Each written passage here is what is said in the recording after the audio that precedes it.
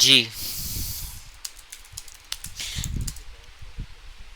अब तो बिल्टन हो गया, 22 में तो बिल्टन हो गया है। ये तो मैंने पता नहीं क्या क्या चीज़ें करके इसको इस तरह करा है, बट अब तो बिल्टन 22 बहुत अच्छी है, मैंने इस्तेमाल करी थी, मुझे बहुत अच्छी लगी थी। कितने हैं?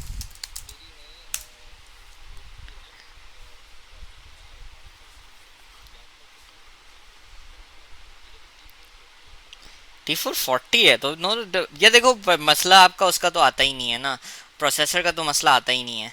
मसला तो आपकी सिर्फ रैम आती है मेरे हिसाब से। तो अगर आप डेवलपमेंट कर रहे हो तो you shouldn't be worrying about the fact कि आपके साथ क्या नाम है, कि कोई आपको ये वाला मसला आएगा कि स्कोर का मसला आएगा, अनटिल अनलेस आप कोई बहुत ही मैसिव लेवल की वो कर रहे हो, पैरेलल प्रोसेसिंग वगैरह कर रहे हो। बट अदर देन दैट तो कोई इशू नहीं आता है मेरे हिसाब से। रैम चाहिए होती है, मैंने पर्सनली बहुत स्ट्रगल किया है विद रैम।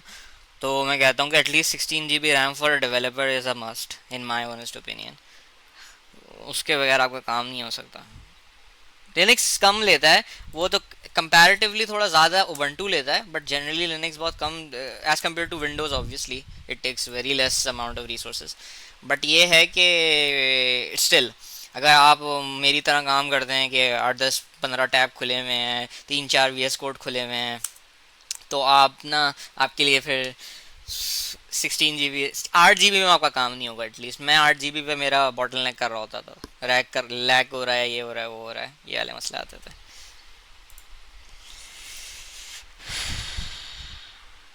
एक्सटेंशंस एक्टिवेट हो जाएं भाई।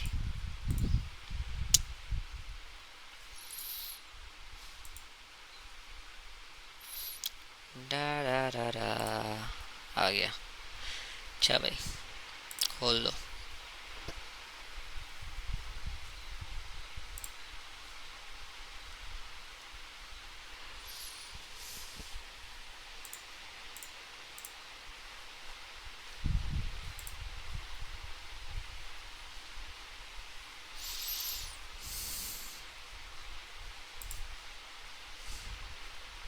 Wow, never mind. अच्छा जी। तो कल हम लोगों ने छोड़ा था मेरे ख्याल में राउटर सेटअप के तक छोड़ दिया था ना। हाँ। हाँ, बस बेसिक राउटर हमने सेटअप कर लिया था, फर्स्ट पेज डिक्लेयर कर दिया था बस। सही हो गया।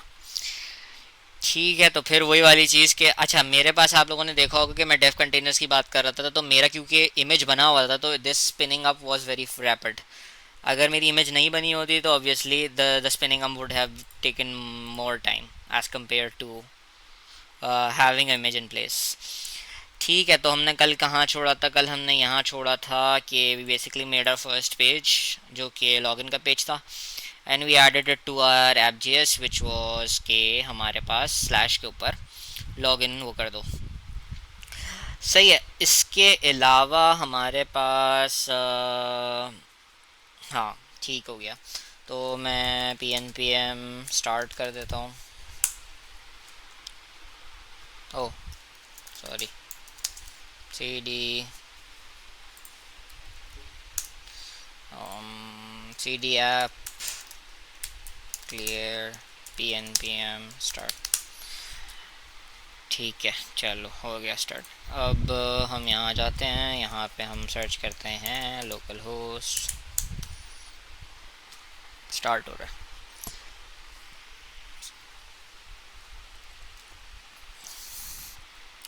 सही है।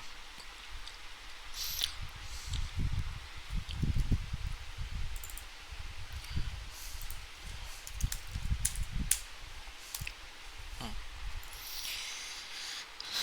सही सही सही सही।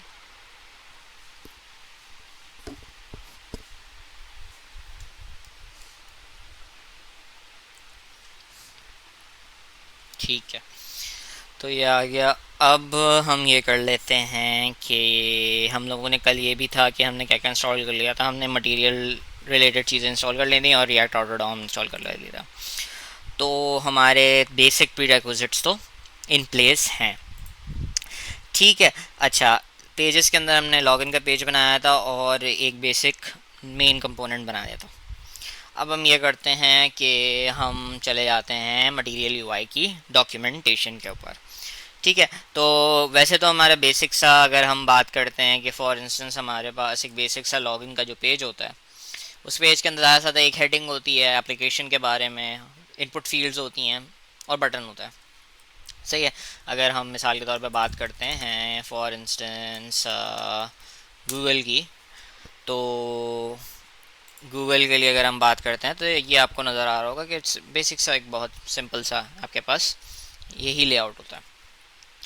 तो हम ये करते हैं कि सबसे पहले हम जाते हैं, यहाँ पे हमारे पास मेन कंटेंट आ गया। मेन कंटेंट के अंदर हम ये कर लेते हैं कि हम अपने अब एलिमेंट्स को डिफाइन करना स्टार्ट करते हैं। सही है। एलिमेंट्स को डिफाइन करना स्टार्ट कर रहे हैं तो इन एलिमेंट्स में हमारे पास सबसे पहले जो चीज़ आएगी वो आएगी कि हमारा नाम। तो हमारा H1 आ जाएगा। H1 के अंदर हम लिख देते हैं एक्सपेंस ट्रैकर।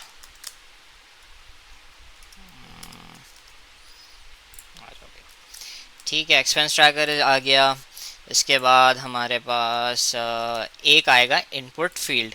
अब इनपुट फील्ड जो है, अच्छा यही तरीका होता है, MUI.com के ऊपर आप जाएं, आपके पास सारे कंपोनेंट्स लिस्ट हो जाएंगे, कंपोनेंट्स भी लिस्ट हो जाएंगे और आपके पास ये सारी चीज़ें भी आ जाएंगी कि आपने अगर कोई गाइड्स वगैरह देखनी है तो सारी चीज़ें आपको रिलेटेड API भी मिल जाएगी, आपको पूरी की पूरी कंप्लीट, यानी पूरी लाइब्रेरी के बारे में भी मिल जाएगा और कंपोनेंट्स इंडिविजुअली भी मिल जाएंगे। अक्सर ऐसा होता है कि MUI के कुछ कंपोनेंट्स जो होते हैं ना, वो मल्टीपल कंपोनेंट्स का एक कलेक्शन होता है, वो एब्स्ट्रैक्ट आउट करके आपको एक सिंगल कंपोनेंट दे देता है।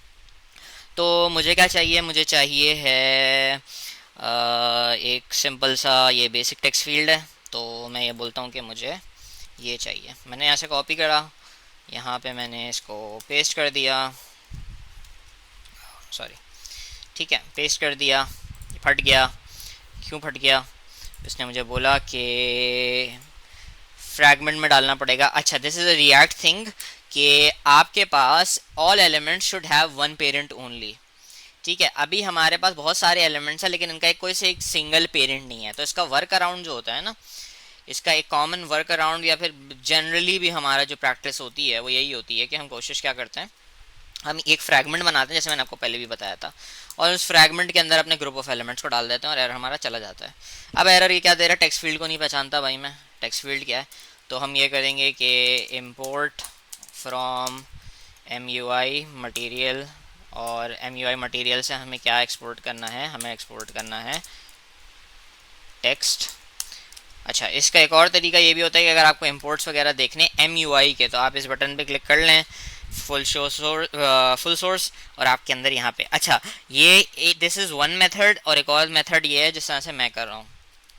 एक तरीका तो आपके पास ये है कि आप उसका जो बेसिकली वो है और डिफ़ॉल्ट एक्सपोर्ट है वो एक्सपोर्ट कर लें, वरना दूसरा तरीका ये है कि आप इसको क्या नाम है वो कर लें, डिस्ट्रक्चर कर लें उसके एक्सपोर्ट को। ठीक है, तो बेसिकली मैंने डिस्ट्रक्चर करके यहाँ पे इसको यूज़ कर लिया। तो अब ये यहाँ पे कंपाइल हो रहा है और यहाँ पे इसको डिस्प्ले करा देना चाहिए।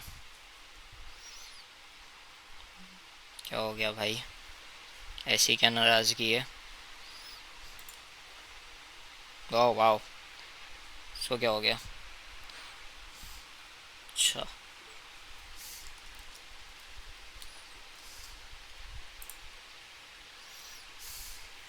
अगर मॉड्यूल डॉट टेक्स्ट फील्ड होगा तो डिस्ट्रक्चर करना पड़ेगा। नहीं समझा, वाइल समझाओ थोड़ा सा। मैं तो पेरेंट कंपोनेंट एम्प्टी रह सकता है मतलब? हाँ हाँ, जी जी, हाँ ये वो हमने इससे पहले भी तो करा था। अगर हमें एक एम्प्टी एलिमेंट बनाना है तो हम ये पास करवा सकते हैं। तो वो तो हम पहले भी करते हैं ना, जब आप एक एम्प्टी एलिमेंट रिटर्न करवा रहे हो तो आप ये कर सकते हो, डायरेक्ट फ्रैगमेंट रिटर्न करवा दो। लेकिन ये है कि रिटर्न जो एक कंपोनेंट करेगा वो एक ही एलिमेंट करेगा, उसके अंदर कितना भी कलेक्शन हो कोई फ़र्क नहीं पड़ता। ये फ्रैगमेंट की जगह मैं डिफ भी यूज़ कर सकता था, वो मेरी मर्जी थी, लेकिन मैंने फ्रैगमेंट यूज़ कर लिया क्योंकि मुझे अभी डिफ की ज़रूरत नहीं है। मैं बिला वजह डिफ को क्यों लेकर रहा हूँ बीच में? अगर डिफ यूज़ करनी पड़ जाएगी तो मैं डिफ से वो रिप्लेस करवा दूंगा। ये मुझे क्या एरर दे रहा है भाई, can't resolve emotion react. Emotion कौन है भाई? इमोशन नाम की भी कोई चीज़ होती है? चलो इमोशन नहीं है आपके पास तो हम इमोशंस ले आते हैं भाई। PNPMI कर देते हैं। उसने मुझसे क्या मांगा? इमोशन। जी।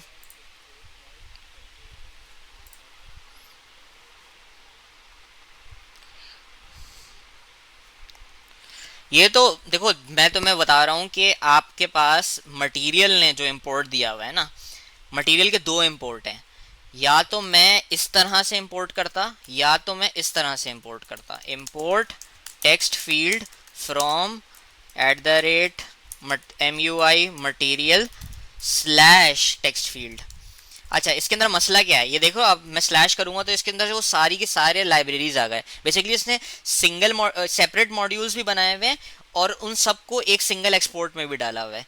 तो MUI बोलता है इससे मेरा फ़ायदा क्या है कि ये वाले एक्सपोर्ट से ना मैं और भी चीज़ों को आगे एक्सपोर्ट करवा सकता हूँ। जबकि इस वाले के अंदर ना, अगर मैं यहाँ पे सिर्फ टेक्स्ट फील्ड लिखता हूँ तो मुझे सिर्फ और सिर्फ जो डिफ़ॉल्ट एक्सपोर्ट मिल रहा है, मुझे कोई और एक्सपोर्ट कराना है MUI से तो मुझे उसका एक अलग एक्सपोर्ट लिखना पड़ेगा। समझे बात को? नहीं समझे? मैं बताता हूँ, एक सेकंड साथ। ये पहले मैं ज़रा देख लूँ। इमोशन है, इमोशन है। मैं ये बोल रहा था कि देखो आपने क्या करा, यहाँ भी डी स्ट्रक्चर करा हुआ है। बेसिक रिएक्ट जिसको भी आती होगी कि अगर मैं मेरे पास एक ऑब्जेक्ट है, मैं आपको दिखा देता हूँ कि अगर फॉर इंस्टेंस मेरे पास एक ऑब्जेक्ट है, तो मेरे पास अगर मैं ऑब्जेक्ट की बात करता हूँ, फॉर इंस्टेंस कांस्टेंट पर्सन, ये रहा नेम, और मैं बोल देता हूँ हसान है, और मैं बोल देता हूँ एज है। 15 कहाँ से आ गई? 22 साल का हूँ यार। सही है, तो ये पर्सन आ गया। अब अगर मैंने इसको डीस्ट्रक्चर करना है ना, इस ऑब्जेक्ट को, इस ऑब्जेक्ट में से कोई स्पेसिफिक चीज़ निकालनी है, तो मैं ये तरीका इस्तेमाल कर सकता हूँ कि मैं बोल देता हूँ कि मुझे एज ला दो। किस में से? पर्सन में से। This is valid destructuring. तो इसके अंदर क्या एक्सपेक्टेशन है? एक्सपेक्टेशन ये है कि ओहो, ये मैंने गलती कर दी, सॉरी सॉरी।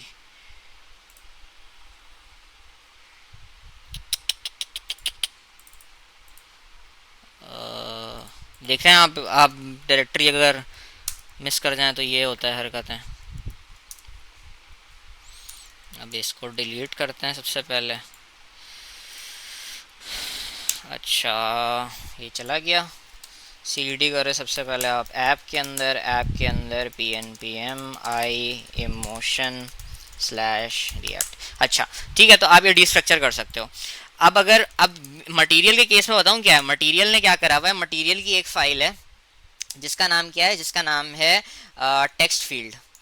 ठीक है, टेक्स्ट फील्ड के अंदर ना उसने क्या करा हुआ है, उसने डिफॉल्ट एक्सपोर्ट करा हुआ है। ES6 के अंदर आपके पास दो ऑप्शन होता है। या तो आप कर दो एक्सपोर्ट डिफॉल्ट और नाम दे दो टेक्स्ट फील्ड। ये टेक्स्ट फील्ड की फाइल के अंदर हुआ हुआ है। ठीक है, और उसने क्या करा हुआ है, टेक्स्ट फील्ड के साथ साथ इंडेक्स जेएस के अंदर क्या करा हुआ है, उसने इंडेक्स जेएस के अंदर उसने करा हुआ है कि एक्सपोर्ट, इसको इंपोर्ट करके इसको ऐसे ही एक्सपोर्ट करा हुआ है टेक्स्ट फील्ड। ये काम हम क्यों करते हैं? ये काम हम ये करते हैं कि फॉर एग्जांपल आपको एक सिंगल यूनिफाइड इंटरफेस मिल जाए ना। अगर मैं बताऊं एक एक कंपोनेंट है बटन का, एक कोडियन का, ये सारे पाथ्स याद रखने पड़ेंगे। तो मेरे पास क्या है, एक सिंगल यूनिफाइड इंटरफेस है MUI मटेरियल का, जिससे मैं डीस्ट्रक्चर करवा सकता हूँ।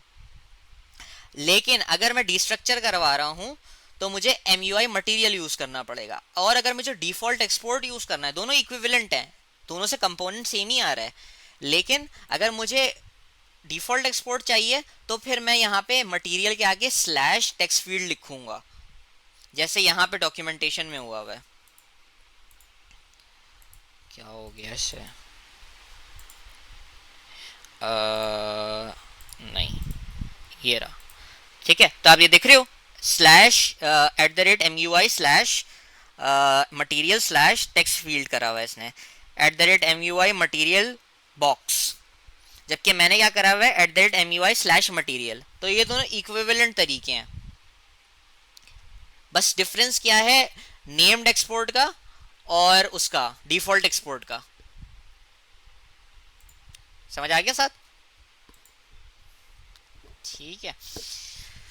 अच्छा जी, तो ये ज़रा इंस्टॉल है। यूजुअली नेम्ड एक्सपोर्ट हम तब यूज़ करते हैं जब हमारी एक फाइल के अंदर मल्टीपल चीज़ें एक्सपोर्ट हो रही होती हैं। और डिफ़ॉल्ट एक्सपोर्ट हम ये तब यूज़ कर रहे होते हैं तब हम जब हमारे पास एक सिंगल एक्सपोर्ट होता है, हमें कुछ भी डीस्ट्रक्चर करवाने की ज़रूरत नहीं है, हमें पता है कि इस फाइल से एक ही एक्सपोर्ट जा रहा है, तो मैं इसको डिफ़ॉल्ट एक्सपोर्ट बना देता हूँ। या एक और तरीका ये होता है, आप कुछ फाइल्स के अंदर नेम्ड एक्सपोर्ट भी कर रहे होते हो, डिफ़ॉल्ट एक्सपोर्ट भी कर रहे होते हो। तो आप क्या करते हो, आप बोलते हो कि इस फाइल का डिफ़ॉल्ट एक्सपोर्ट ये है।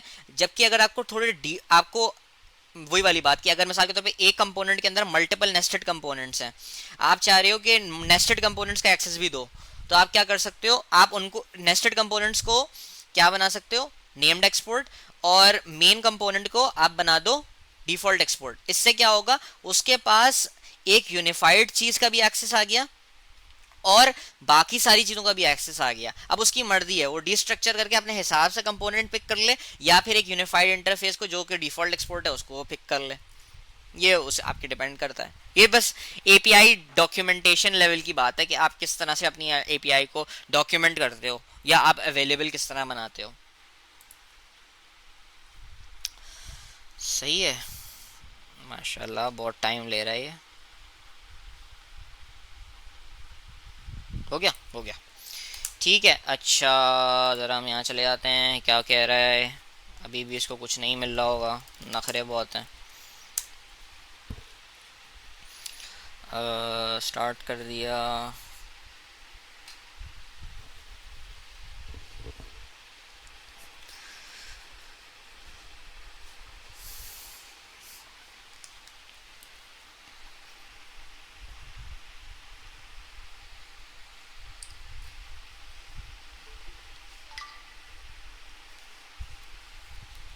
अच्छा,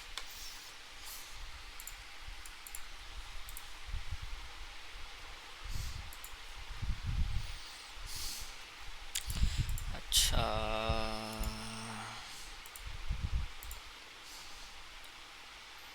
प्लीज़ भाई, we don't have all day.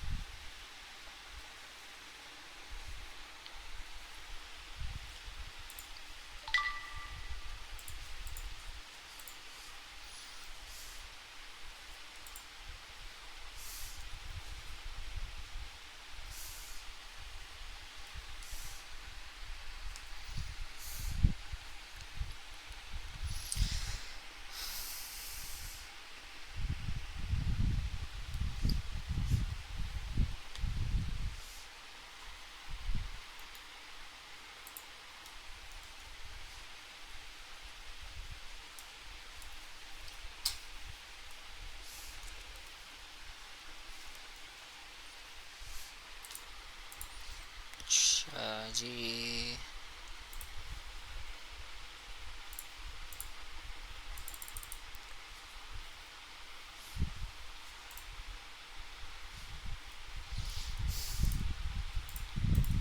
खैरियत तो है।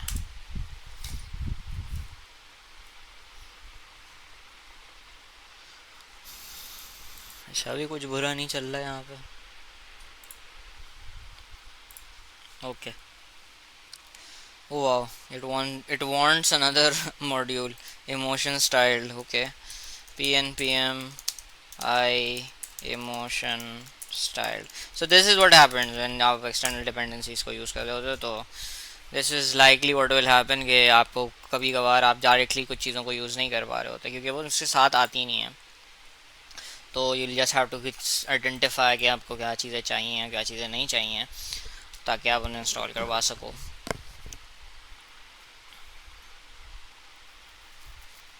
सही है। Oh wow, this was faster. ठीक है। Oh wow, it compiled as well. तो सही है, तो हमें बेसिकली एक इनपुट बॉक्स मिल गया। सही है। अब हम क्या कर सकते हैं, स्टाइलिंग को भी देखते हैं, बट ये है कि आउटलाइन तो नहीं कहूँगा मैं इसको, आउटलाइन के बजाय हम इसको एक अच्छा नाम क्या दे सकते हैं, हम दे देते हैं ईमेल। ईमेल का नाम दे देते हैं, ईमेल है ये। सही है, तो दिस इज़ एन ईमेल।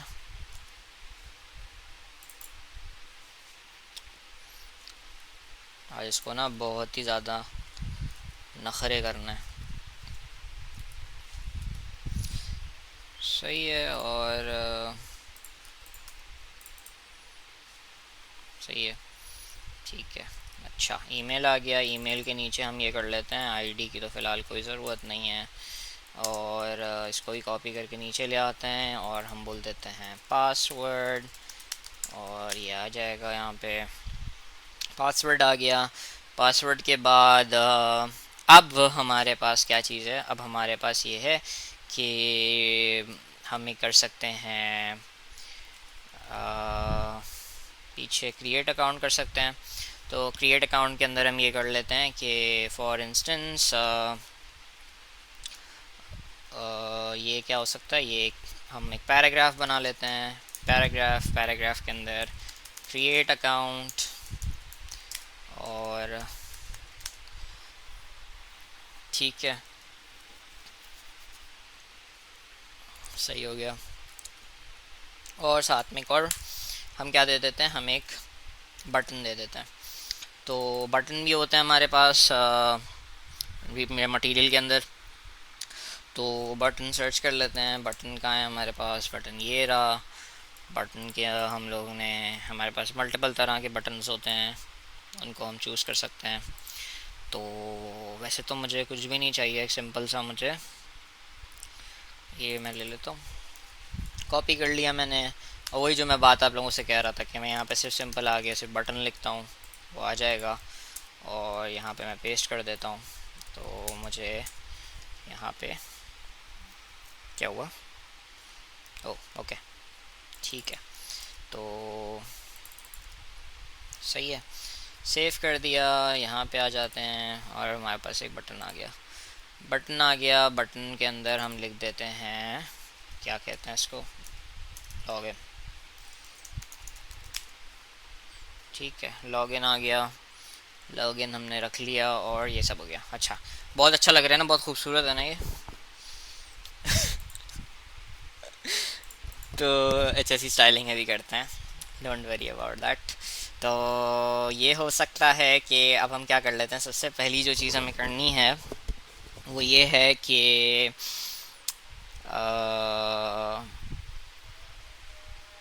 हाँ, सबसे पहली चीज़ जो हमें करनी है वो ये है कि इसको मैं सबसे पहले तो एक डिव में कंटेन करूँगा। क्यों? क्योंकि मुझे इसके ऊपर स्टाइलिंग अप्लाई करवानी है। ठीक है। अच्छा, कुछ भी समझ ना आए आए तो आप लोग पूछ लेना, कोई मसले वाली बात नहीं है। ठीक है। और ये मैंने इसको डिव में कन्वर्ट कर दिया। डिव में कन्वर्ट करने के बाद मैं क्या करूँगा, मैं ये करूँगा कि भाई मेरे पास एक्सपेंस ट्रैकर है। अच्छा, मेरे पास एक फ़ॉन्ट मैंने आइडेंटिफाई किया था, और वो फ़ॉन्ट का नाम था गिलरॉय। हाँ, ये मुझे थोड़ा अच्छा लगा रहा था। अच्छा, जेट ब्रेन्स मोनो ओनली। यार एक्सपेंस ट्रैकर में अच्छा नहीं लगेगा यार वाइल। अगर कोई कोडिंग एडिटर होता ना, डेफिनेटली करता मैं। चलो आज गिलरॉय कर लेते हैं, जेट ब्रेन्स कभी फिर कर लेंगे। ठीक है क्या? अच्छा, यहाँ पे अब मेरा जो वही वाली बात है, डायरेक्टरीज में जब आपने तोड़ा हुआ है, तो मेरी एक और फिलॉसफी है कि आपको अपनी फाइल्स जिस चीज़ से रिलेटेड है ना उसके पास रखनी चाहिए, उससे दूर नहीं रखनी चाहिए, ताकि आप लोग, कोई भी बंदा आपके प्रोजेक्ट को देखे तो उसको पता हो कि ये चीज़ उसको ढूंढना ना पड़ जाए। अब मैं इंडेक्स जेएस पे काम कर रहा हूँ ना, तो मैं क्या कोशिश करता हूँ, मैं कोशिश करता हूँ कि यार इंडेक्स जेएस की जो स्टाइलिंग की फाइल है वो इंडेक्स जेएस के करीब रहे। तो वो किस तरह करीब रहेगी, मैं क्या कर दूंगा, मैं मॉड्यूल, अच्छा इससे पहले हम क्या कर लेते हैं, हम सबसे पहले सैस इंक्लूड करवा लेते हैं। सैस आप लोगों ने यूज़ करा नहीं होगा, एस, नहीं नहीं भाई, ये वाला सैस नहीं यार, ये वाला इसके लिए जो मुझे इंस्टॉल करना पड़ेगा वो है Sass. How evident, but yes. ठीक है, ये हम इंस्टॉल करते हैं, इंस्टॉल हो रहा है, जल्दी जल्दी से हो जाए। और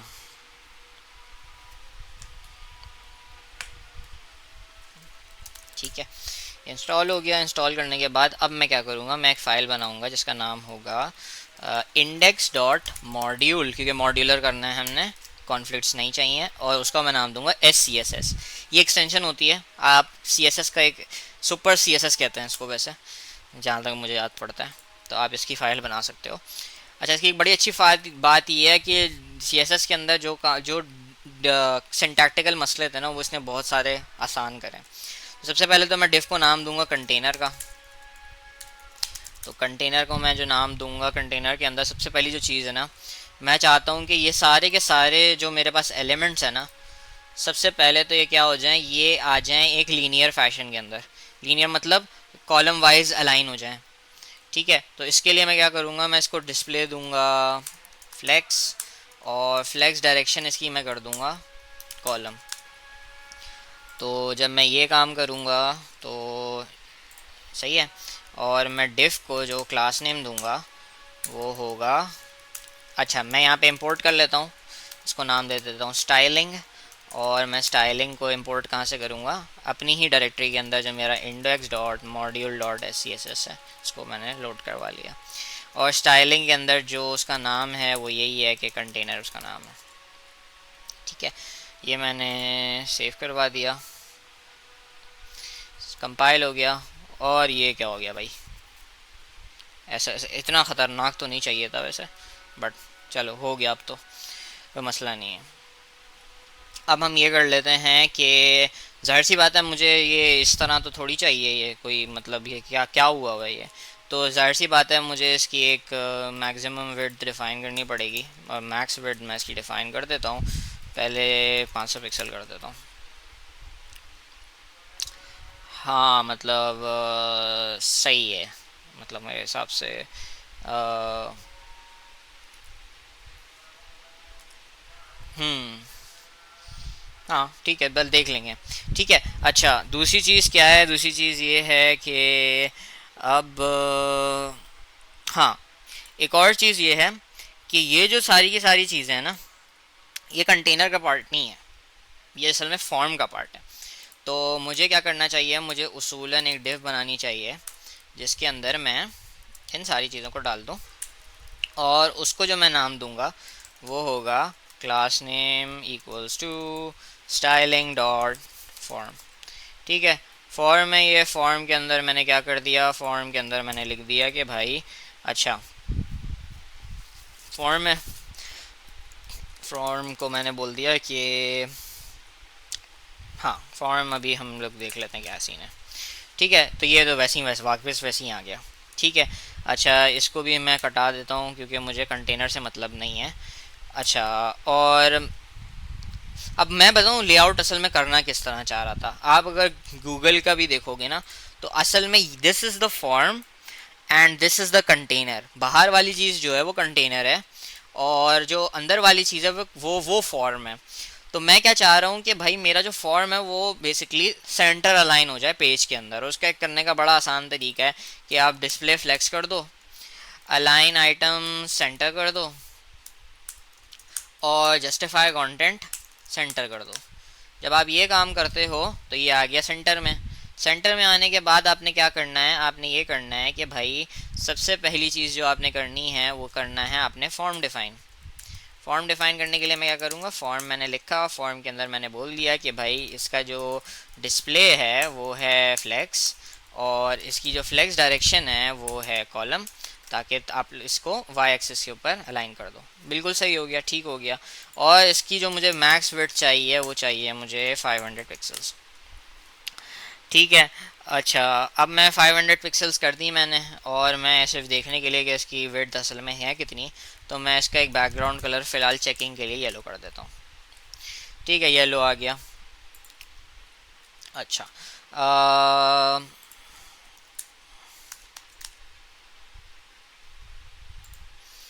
जैसे ये इसके ऊपर अप्लाई हो रहा है।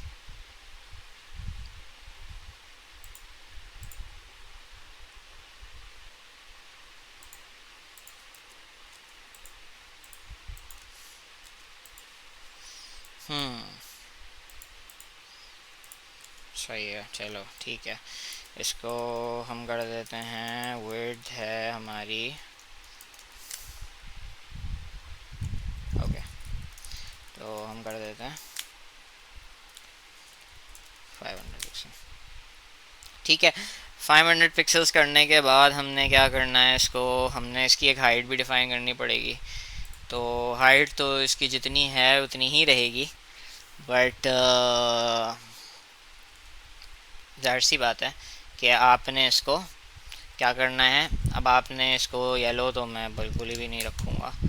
एक चीज़ जो मैंने कॉपी की थी यहाँ से वो था ये, तो ये मैंने कॉपी करने के बाद यहाँ लिख देना। ठीक हो गया, ये मैंने कर दिया। यहाँ पे मेरे पास आ गया, एक्सपेंस ट्रैकर आ गया, गुड सीन हो गया। अब यहाँ पे मैं क्या कर दूँ, अच्छा, अगर आप लोगों ने सी एस इस्तेमाल करा हो तो मैंने अगर एफ फॉर्म के H1 को टारगेट करना है, मैं ऐसे लिखूँगा ना, ऐसे ही लिखूँगा। एस सी एस एस मुझे इसका क्लीनर मेथड देता है, मुझे हेल्प करता है कि मैं रिडंडेंसी को एलिमिनेट कर सकूं। तो वो मुझे एक सिंबल देता है एंड का, और एंड का मतलब ये होता है मेरे से ऊपर वाली चीज़।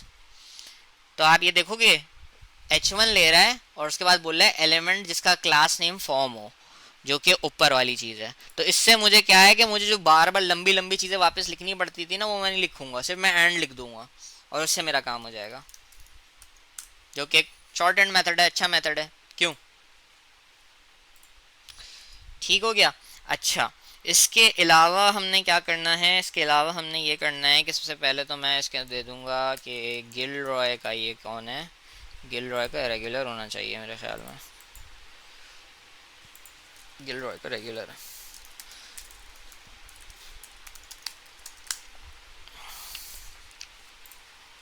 ठीक है, अच्छा, गिल रॉय का रेगुलर आ गया, सही है। और मैं इसको बोलता हूँ कि भाई तुम टेक्स्ट अलाइन सेंटर कर दो, तो टेक्स्ट अलाइन भी सेंटर हो गया, सही है। अब हम क्या करेंगे, जाहिर सी बात है कि जो ये क्रिएट अकाउंट है ना, असल में ये क्रिएट अकाउंट मुझे बनाना है एक लिंक। तो मैं जाऊंगा किसकी डॉक्यूमेंटेशन के ऊपर, आप लोग बताओ, लिंक का ताल्लुक किस चीज़ से है। ओ ज़बरदस्त भाई, कौन था ये,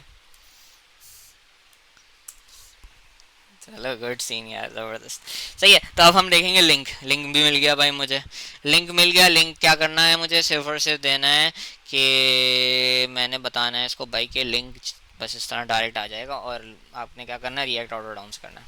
ठीक हो गया, तो मैं क्या करूँगा यहाँ पे, अच्छा अभी आपने एक चीज़ नोट की होगी कि मैं कोई एक्सट्रैक्शन या कंपोनेंट्स को छोटा नहीं कर रहा, मैं भी इम्प्लीमेंट कर रहा हूँ। फिर मैं हम उसको रिफैक्टर बाद में करेंगे। अब हमने क्या करना है, यहाँ पे मैंने लिंक लेकर आना है। लिंक मैंने कहाँ से लेकर लाना है, मैंने लाना है रिएक्ट राउटर डॉम से। ठीक है, डॉम से आ गया। डॉम से आने के बाद मैं इसको बोलूँगा कि आप पी नहीं रहे हो, अब आप बन गए हो लिंक। ठीक है, और लिंक आ गया। और मैं बोल दूँगा कि आप इसको ज़रा ले जाओ कहाँ पे,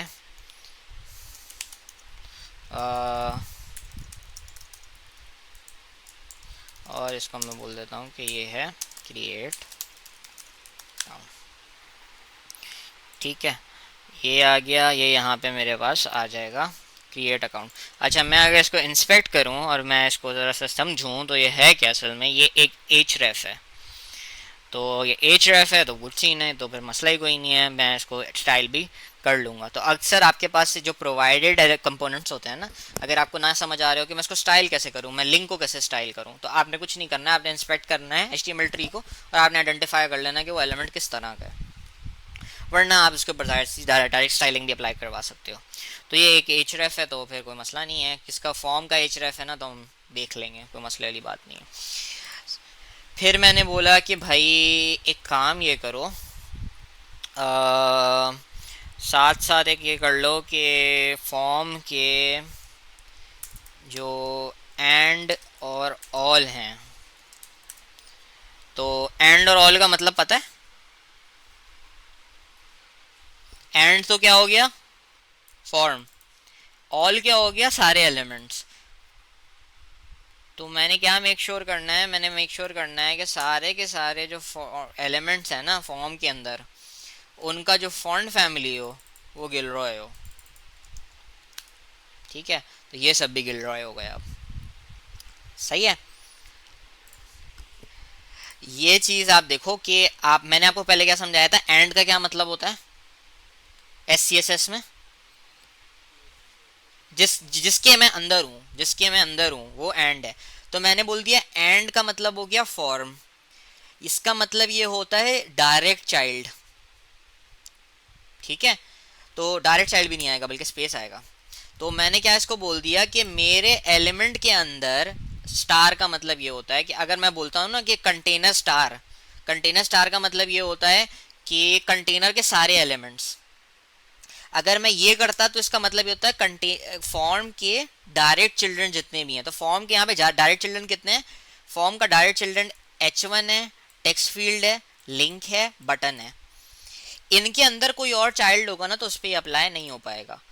मैंने इसको क्या कर दिया, मैंने बोल दिया एंड के जो सारे एलिमेंट्स हैं, यानी फॉर्म के सारे एलिमेंट्स के ऊपर जो फॉन्ट फैमिली अप्लाई होना है वो कौन है? Gilroy regular. ठीक है, ताकि आपके पास वो हो सके, यूनिफॉर्मिटी आप क्रिएट कर सको ना। और मैं क्या बोल देता हूँ, मैं बोल दूंगा कि मुझे कलर जो चाहिए ना वो मुझे चाहिए ब्लैक। अब सब ब्लैक हो गए, लेकिन आपको सब चीज़ों का तो ब्लैक कलर नहीं चाहिए होगा, ऐसा ही है ना। मुझे ये वाली चीज़ का तो वाइट कलर चाहिए होगा, तो उसको हम एड्रेस करते हैं कि हम किस तरह करेंगे। फिलहाल मैं इसको ब्लैक से हटा देता हूँ। सही है। अच्छा, ये जो दोनों चीज़ें हैं मेरे पास, क्रिएट अकाउंट और लॉगिन, ये मुझे एक डिफ के अंदर चाहिए। तो मैं इसको जाहिर सी बात है कि कोई डिव में डालूँगा। ठीक है, तो ये फॉर्म का क्या हो जाएगा, फॉर्म का मैं इसको कोई अच्छा सा नाम दो, इसको इस डिफ का क्या नाम रखें?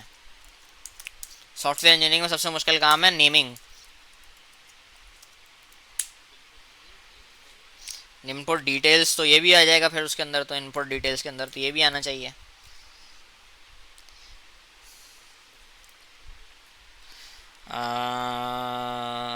हाँ ये रख सकते हैं। गूगल ने क्या रखा हुआ है ज़रा देखते हैं। मैं ये कर रहा होता हूँ जब बनाता हूँ कुछ। सही है। ये इसने क्या रखा हुआ है भाई? इसने तो बहुत ही कोई ख़तरनाक चीज़ रखी हुई है भाई, इतनी रैंडम स्ट्रिंग। सही भाई, गलती हो गई, सॉरी। फॉर्म फुटर रख देते हैं। सही है, मीनिंगफुल लग रहा है। फॉर्म का फुटर ही है ना ये। तो हम स्टाइलिंग के अंदर बोल देते हैं फॉर्म फुटर। अच्छा, मेक श्योर कि आप कैमल केस यूज़ करो, क्योंकि आपको पता है कि आप क्योंकि डॉट ऑपरेटर यूज़ कर रहे हो तो आपको कैमल केस यूज़ करना पड़ेगा। आप डैशेस यूज़ नहीं कर सकते। अंडरस्कोर्स यूज़ कर सकते हो ज़रूर, बट डैशेस यूज़ नहीं कर सकते। ठीक है, तो फॉर्म फुटर आ गया। फॉर्म फुटर के अंदर मैंने क्या करना है कि फॉर्म के अंदर जो फॉर्म फुटर है, फॉर्म के अंदर जो फॉर्म फुटर है, तो मैं यहाँ पे सिंपल ये बोल दूंगा कि डॉट फॉर्म फुटर है। फॉर्म फुटर के अंदर मुझे जो चाहिए, मुझे चाहिए डिस्प्ले, मुझे जो चाहिए वो है फ्लेक्स। और मुझे जो, हाँ मुझे डिस्प्ले फ्लेक्स चाहिए बस। तो ये दोनों आ जाएंगे मेरे पास in the form of.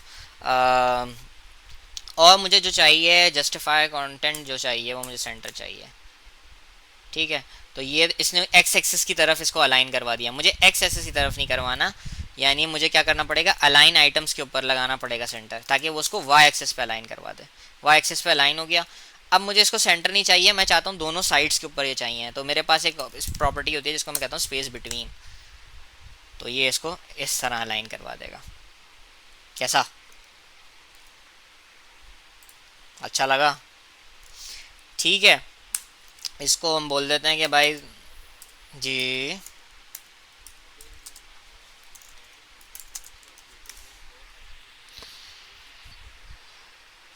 And के डायरेक्ट चाइल्ड, ये बोल रहे हो ना आप? ये एंड के डायरेक्ट चाइल्ड मतलब इसका जो डायरेक्ट चाइल्ड है ना, डायरेक्ट चाइल्ड का मतलब ये है एक सिंगल इंडेंटेशन पे, आसान लफ्जों में अगर समझाना चाहूँ मैं, एक सिंगल इंडेंटेशन के ऊपर जितने एलिमेंट्स आ रहे हैं ना, नेस्टेड एलिमेंट्स नहीं, तो इसका जो डायरेक्ट चाइल्ड है, मतलब अगर आप ट्री बनाते हो तो ट्री के अंदर क्या होता है, ट्री के अंदर यही होता है ना, एक उसके डायरेक्ट चाइल्ड होते हैं और एक उससे नीचे लेवल होता है। तो डायरेक्ट चिल्ड्रन को ये हैं उसके डायरेक्ट चिल्ड्रन, ये एक ही इसका डायरेक्ट चिल्ड्रन है अगर मैं कंटेनर की बात करता हूँ। तो ये वो सारे एलिमेंट्स जो उसके डायरेक्ट चिल्ड्रन बन रहे हैं, फॉर्म के अंदर वाले जो एलिमेंट्स हैं ना, उनके ऊपर वो स्टाइल अप्लाई नहीं होगा। और अगर मैं स्पेस लगाता हूँ ना, तो मैं आपको दिखा देता हूँ, अगर मैं ग्रेटर देन लगा रहा हूँ तो इसको ये क्या बोल रहा है, एलिमेंट क्लास फॉर्म एलिमेंट। जबकि अगर मैं ग्रेटर देन हटा दूँ तो ये क्या बोल रहा है, element dot dot dot element. मतलब फॉर्म के अंदर जितने भी लेवल्स आ जाएं वो सारे एलिमेंट्स। तो अगर मैं बोल देता हूँ ना फॉर्म फॉर्म के अंदर की सारी डिव्स, तो वो उसको किस तरह एड्रेस करेगा, फॉर्म डॉट डॉट डिव्स, यानी हर लेवल के ऊपर जितनी भी डिव्स हैं उनके ऊपर ही अप्लाई करो।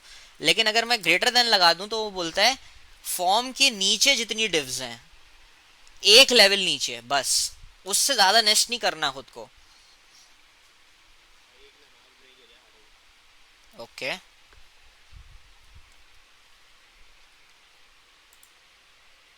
अच्छा, हमने कहाँ छोड़ा था, हम यहाँ खड़े हुए थे। फॉर्म फिल्टर आ गया, फॉर्म फिल्टर ने हमारे पास क्या चीज़ें कर दी। ठीक है, तो हमारे पास ये चीज़ आ गई। अब हम चाह रहे हैं कि दूसरी चीज़ क्या आ गई हमारे पास, हमने इसको ऑल कर दिया और ये ऑल कर दिया तो इन सब के ऊपर अप्लाई हो गया।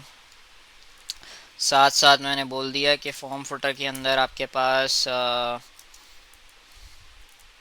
एक अदद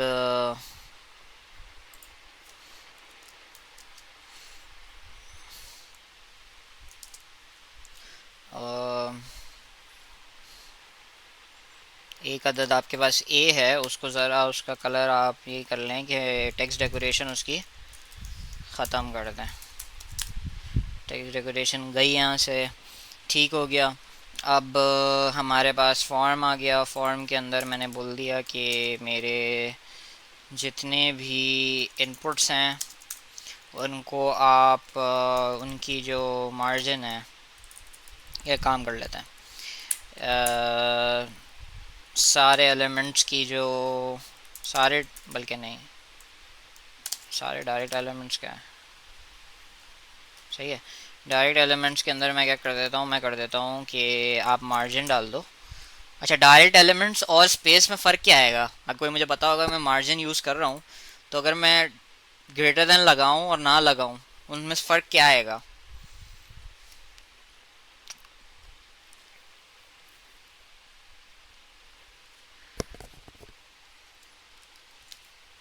जी,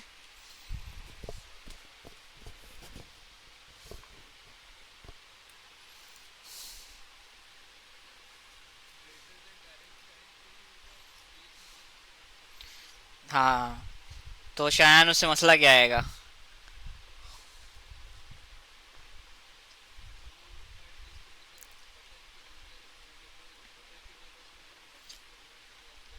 एग्जैक्टली, वेरी नाइस। तो जो हमारे पास फॉर्म है, मैं इसको एक एक रो कंसिडर कर रहा हूँ, इसको एक रो कंसिडर कर रहा हूँ, इसको एक रो कंसिडर कर रहा हूँ।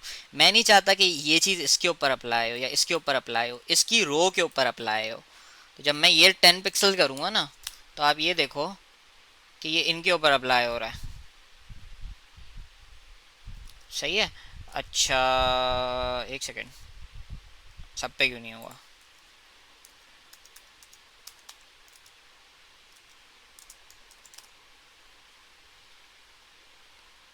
एक सेकेंड, हायरार्की देख लेते हैं। हायरार्की क्या है, हायरार्की है कि एक फॉर्म है, फॉर्म के अंदर, ओह अच्छा, ये अब बताऊँ क्या मसला आया है।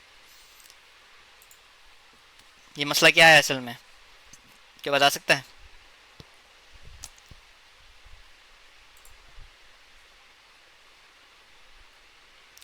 बेसिकली वो जो टेक्स्ट फील्ड है ना, एग्जैक्टली exactly, तो उसने देखा, अभी आपको नज़र आया होगा कि इस असल में ये किस तरह से वो उसको वो कर रहा होता है, वेरिएशन क्रिएट कर रहा होता है।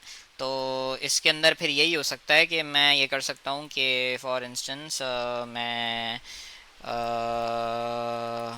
ये तो इसको ऐसे ही रहने देता हूँ। इसके अलावा मैं क्या कर सकता हूँ कि मैंने मार्जिन अप्लाई करवानी है इसके ऊपर मार्जिन अप्लाई करवानी है, तो ज़रा मैं इसको देख लेता हूँ कि इसके ऊपर अगर एक अच्छा, आप डायरेक्ट भी स्टाइल अप्लाई करवा सकते हो। तो ये इनलाइन स्टाइलिंग कराती है, तो अगर मैं मार्जिन अप्लाई करूँ 10 पिक्सल्स का, तो मेरे पास आ रहा है, ठीक हो गया। लेकिन इनलाइन स्टाइलिंग तो अवॉइड करनी चाहिए। तो मेरे पास क्या तरीका हो सकता है? ये तरीका हो सकता है कि अब मैं हायरार्की से बाहर आ जाऊं और मैं एक क्लास बना लूं। और क्लास क्या बना लूं? क्लास बना लेता हूं मैं, उसको मैं बोल देता हूं इनपुट फील्ड्स। और इनपुट फील्ड्स के अंदर मैं बोल देता हूं कि जो मार्जिन रखना है आपने, वो मार्जिन आप रख लो 10 पिक्सल्स। ठीक है। और मैं उठा के इसको डाल देता हूँ यहाँ पे कि मैं इनलाइन स्टाइलिंग हटाता हूँ, क्लास नेम डाल देता हूँ। और ये क्लास नेम क्या है? Styling dot input fields, field S नहीं। और यही चीज़ यहाँ कॉपी कर देता हूँ।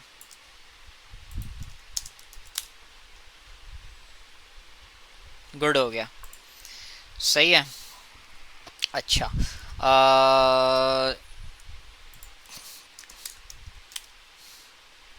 ठीक है। अच्छा, इसके अलावा मैं क्या कर सकता हूँ? इसके अलावा मैं ये कर सकता हूँ कि जाहिर सी बात है कि ये फॉर्म जो है मेरे पास, ये मैं शायद पहली और आखिरी दफ़ा इतना डिटेल में जा रहा हूँ उसके लिहाज से, HTML CSS के, but just for the sake of it. इसके अलावा ये कर सकते हैं कि हम थोड़ी सी पैडिंग बढ़ा सकते हैं ताकि थोड़ा सा खुला डुल्ला हो जाए। तो हमारे पास क्या है, इसको फॉर्म कहते हैं ना। फॉर्म के अंदर मैं कर देता हूँ पैडिंग को 10 पिक्सल्स और 0। तो अगर मैं देखता हूँ कि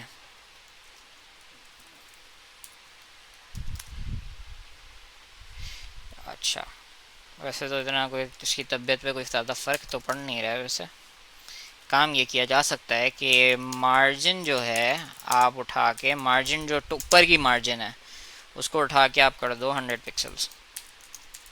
जब मैं ये काम करूँगा तो ये आ गया बिल्कुल सेंटर में, मतलब उसने ऊपर से बेसिकली स्टार्ट करा था ना। तो अब हमारे पास क्या चीज़ हो गई? अच्छा, ये चीज़ समझ आ रही है ये सब कुछ हो किस तरह रहा है? ये डायरेक्ट मिडिल में क्यों नहीं आया, क्यों आ जाना चाहिए था? या समझाऊं एक दफ़ा?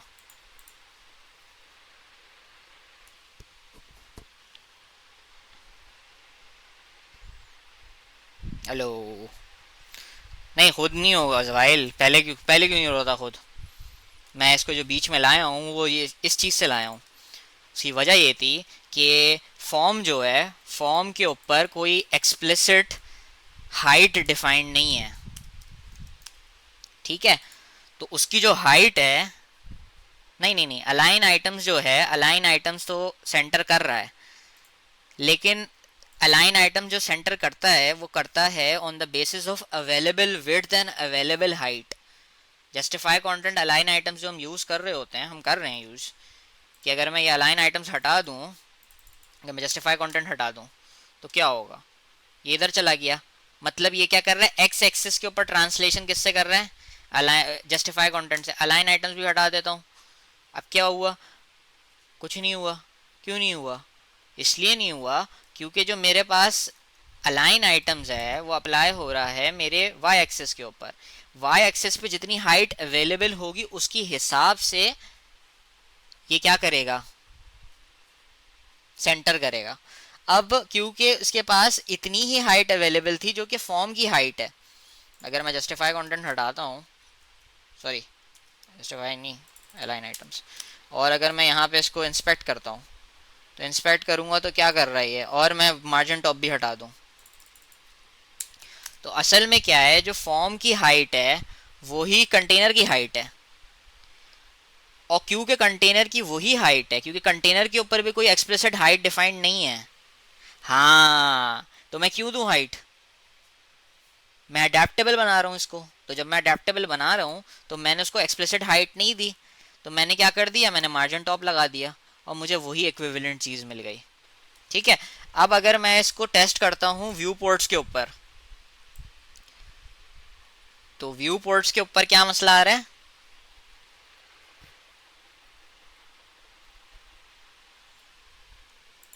हाँ भाई, कौन बताएगा व्यू पोर्ट्स पे क्या मसला आ रहा है?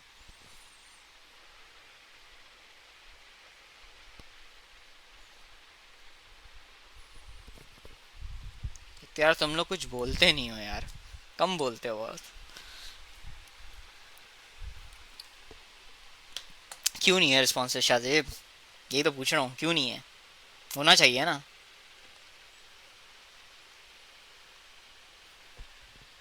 जी।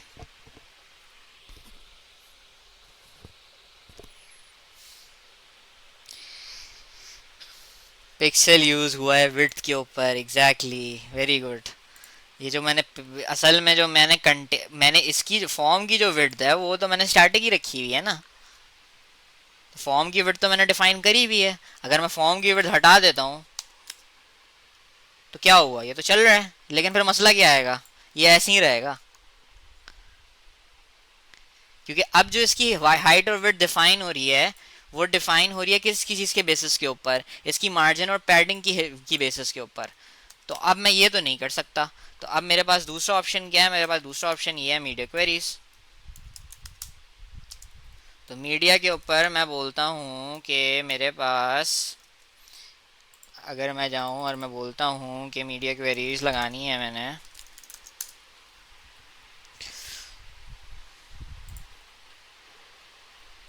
फ्लैक्स वन, नहीं नहीं नहीं वाइल नहीं, ये मेरे सामने ऐसी बातें मत करो भाई। जुल्म है ये, नहीं नहीं, प्लीज़ नहीं, ऐसा नहीं करो। सही है।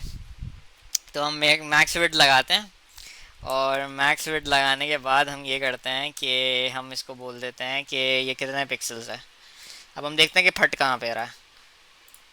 यहाँ पे तो सही लग रहा है, यहाँ पे भी सही लग रहा है, यहाँ पे भी सही लग रहा है, यहाँ पे भी सही लग रहा है।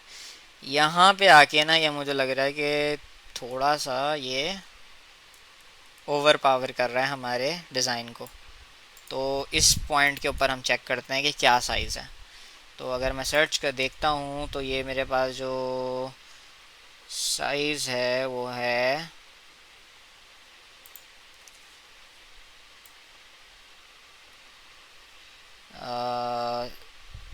580 कर लेते हैं।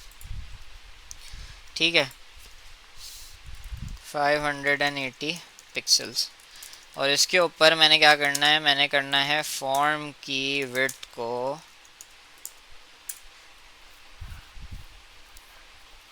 मैंने कर देना है,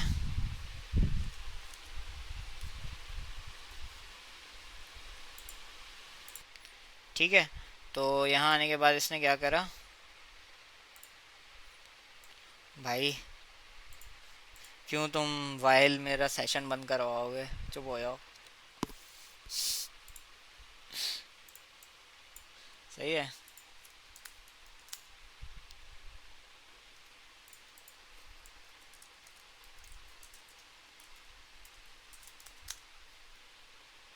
ठीक है।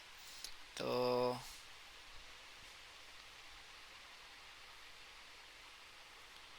सही है, लुक्स गुड।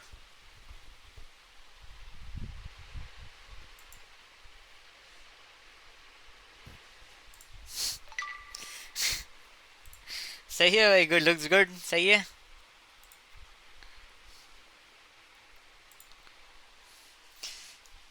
एक सेकंड ज़रा, इसके जो हमारे पास इनपुट फील्ड्स है ना,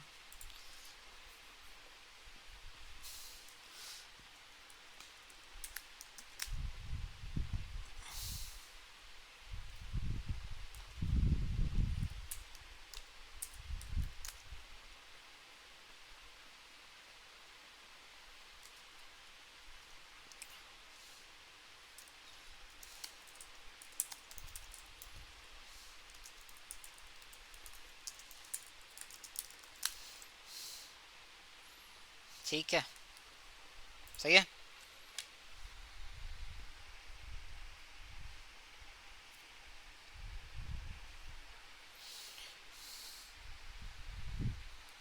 चलो भाई आगे चलते हैं। अच्छा, सबसे पहले एक और चीज़ हो गई। अब हमारे पास क्या है कि साथ साथ हमारे पास जो रिएक्ट ऐप आ रहा है ना, ये रिएक्ट ऐप का हम मुझे टाइटल चेंज करना पड़ेगा। तो रिएक्ट ऐप का टाइटल किस तरह चेंज होगा? रिएक्ट ऐप का टाइटल इस तरह चेंज होगा कि आप अपने पेज कंपोनेंट में जाएं। पेज कंपोनेंट कौन सा है आपका? पेज कंपोनेंट लॉगिन का। और लॉगिन के अंदर अभी मैं वर्क अराउंड बता रहा हूँ, बट ये है कि आगे मैं समझा दूंगा कि ये किस तरह काम कर रहा होता है। तो हमारे पास एक चीज़ होती है जिसको हम रिएक्ट हुक्स कहते हैं। रिएक्ट के अंदर आपके पास, वैसे तो मुझे कंपोनेंट्स के अंदर बता देनी चाहिए थी ये बात, लेकिन ये था कि आपके पास दो चीज़ें होती हैं। एक होता है क्लास बेस्ड कंपोनेंट, एक होता है फंक्शनल बेस्ड कंपोनेंट। तो functional base class based components के अंदर जाहिर सी बात है क्लासेस हैं, तो मेथड्स हैं। तो आप सर्टन मेथड्स होते हैं जो आपको रिएक्ट बोलता है कि आप उन्हें इम्प्लीमेंट करो। तो कुछ सर्टन बिहेवियर्स के लिए आपको वो फंक्शंस इंप्लीमेंट करना पड़ते हैं, और आप जो भी उसके अंदर डेफिनेशन प्रोवाइड करते हो उसकी बेसिस के ऊपर, इम्प्लीमेंटेशन प्रोवाइड करते हो उसकी बेसिस के ऊपर एक्ट करता है रिएक्ट। जाहिर सी बात है आपने एक फंक्शन के अंदर कंपोनेंट बनाया है तो उसके अंदर फंक्शंस तो नहीं आ सकते। तो रिएक्ट आपको एबिलिटी देता है उन्हीं फंक्शंस के ऑल्टरनेटिव्स के तौर पे हुक्स को। हुक्स भी बेसिकली आपके पास कुछ फंक्शन कॉल्स होती हैं, उसके अंदर आप अपनी बिहेवियर को डिफाइन करवाते हैं जो कि आपने परफॉर्म करवाना है। अच्छा, यही चीज़ अगर मैं एक ही कंपोनेंट में सारी कहानी कर देता था तो हमारे पास क्या होता है कि भाई हमारे जो ये यूज़ इफेक्ट वगैरह होते हैं ना, बेसिकली यूज़ इफेक्ट एक ऐसा फंक्शन होता है जो कि आपके कंपोनेंट के रेंडर होने के बाद रन होता है।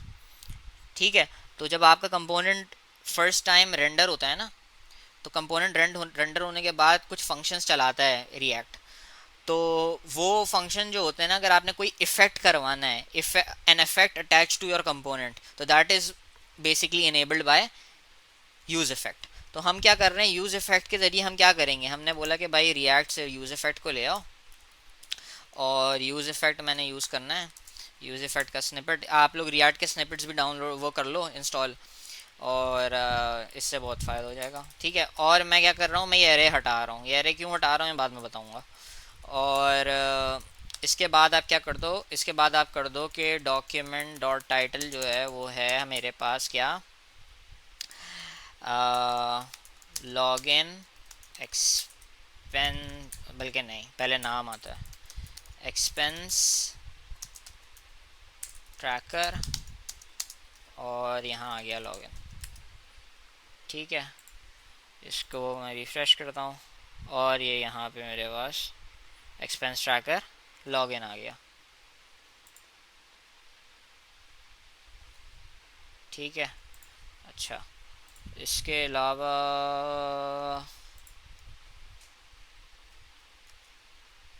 इसका वो कहाँ चला गया?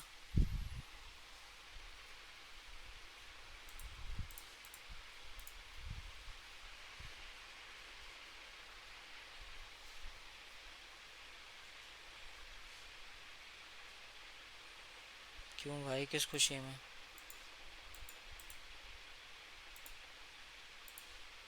हैं?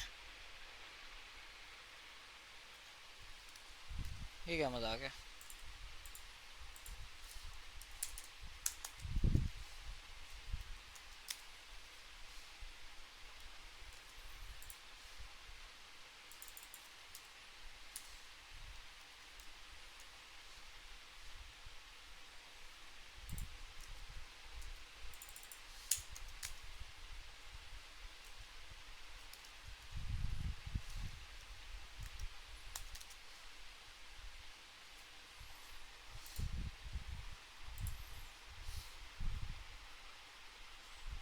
Oh wow,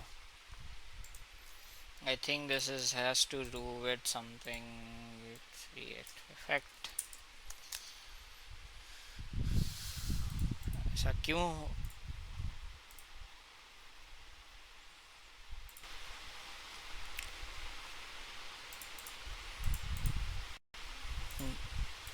जज्बात में मैंने टैब ही बंद कर दिया।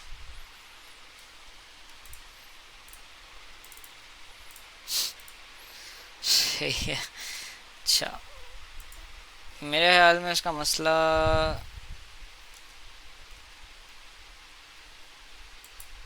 ऐसा क्यों हो रहा है वैसे यार, ऐसे होता तो नहीं है।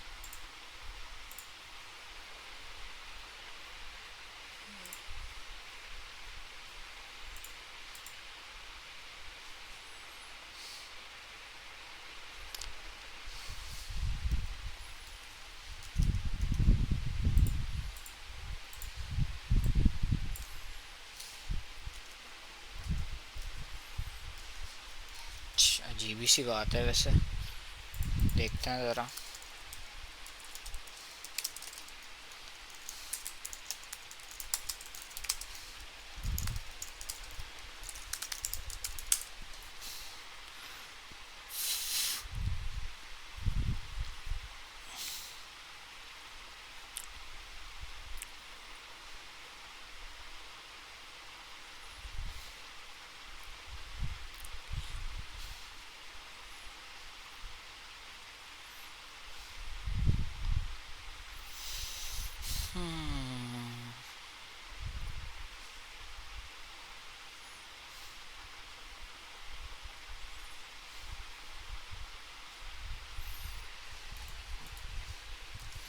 अच्छा, अगर मैं ये क्लास हटा दूँ और मैं कर दूँ इसे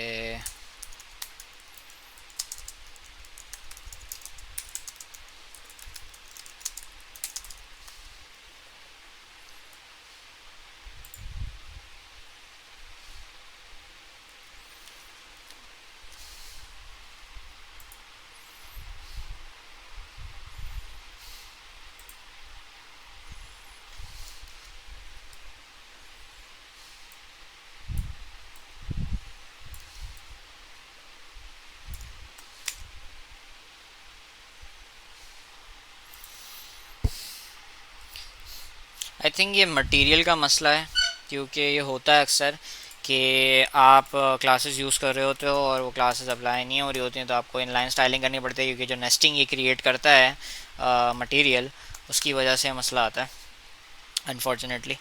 लेकिन चले, कोई मसला नहीं है, होता है। अ, तो ये हमारे पास this is working as expected. ठीक है, तो क्लियर है यहाँ तक, कोई मसला तो नहीं है, कोई सवाल है तो पूछ लो।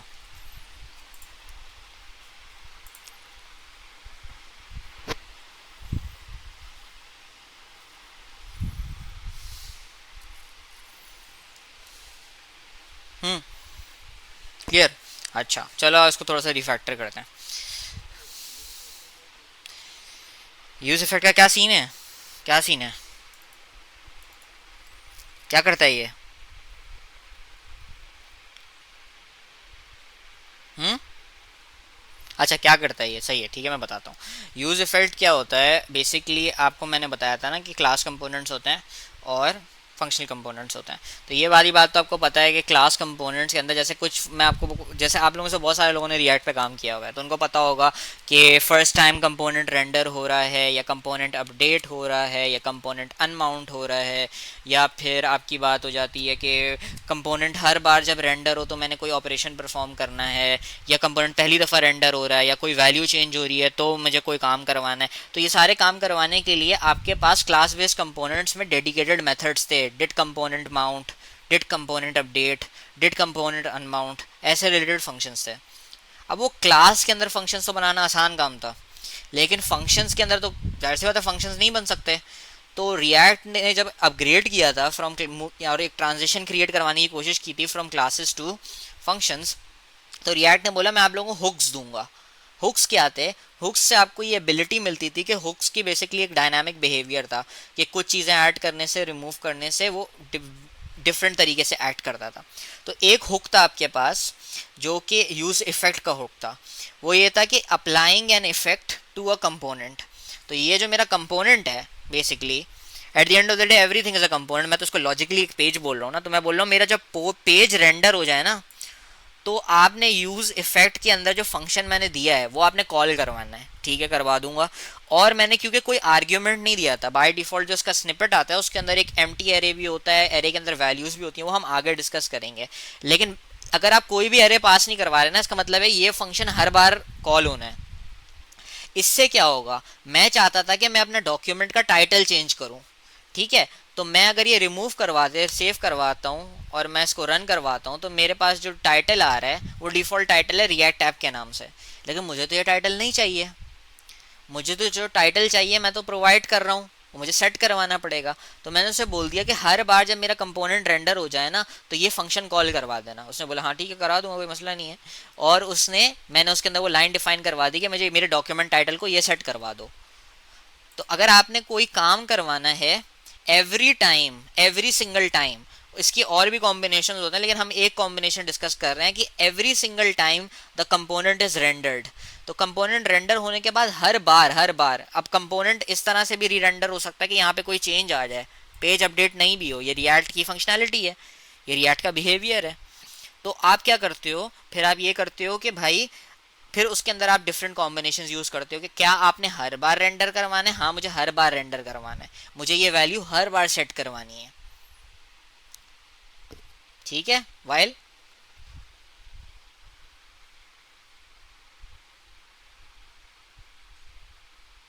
ओके, गुड हो गया। तो हमने एक पेज बना लिया। अब हमने बोला कि भाई आप क्या करो, क्रिएट अकाउंट पे आ जाओ। क्रिएट अकाउंट पे जाने से पहले हम ज़रा इस पेज को ज़रा रिफैक्टर कर लेते हैं।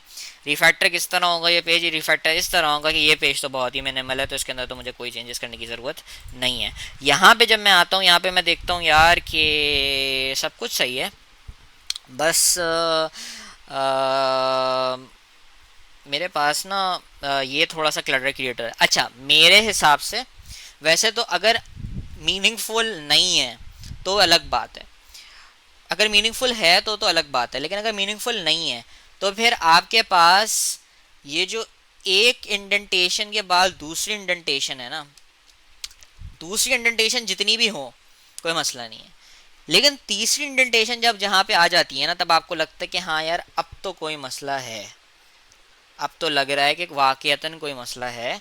अब आप ना थोड़ी ज़्यादा नेस्टिंग क्रिएट कर रहे हो, बड़ी हायरार्की बन रही है, इसको थोड़ा ठीक करते हैं, ठीक है। तो आपको इस चीज़ को अवॉइड करना पड़ता है, आपको देखना पड़ता है। तो अब आप क्या करते हो, आप ये करते हो कि भाई आपने क्या करा, आपने बोल दिया यार कि एक काम क्या कर सकते हैं हम, एक काम हम ये कर सकते हैं, चलो थोड़ा सा फोरकास्ट करते हैं। फोरकास्ट ये करते हैं कि हमारे पास जो फॉर्म्स हैं, बेसिक फॉर्म्स इस तरह के कितने हैं हमारे पास एप्लीकेशन के अंदर।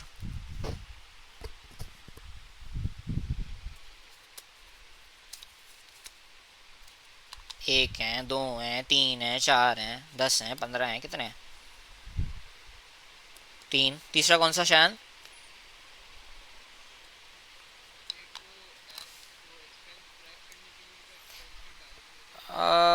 इस तरह के मैं बात कर रहा हूँ, अगेन इस तरह के, ये जिस तरह हम देख रहे हैं ना, सबमिट क्रिएट वगैरह वगैरह, दो फॉरगेट पासवर्ड हो सकता है, हाँ वाइल सही कह रहे हो, इसका फॉरगेट पासवर्ड हो सकता है। अच्छा ठीक है। अच्छा, इसमें यहाँ पे मैं आपको एक प्रिंसिपल बता देता हूँ। एक प्रिंसिपल होता है रूल ऑफ थ्री, पता है सबको? What do you know about it साद?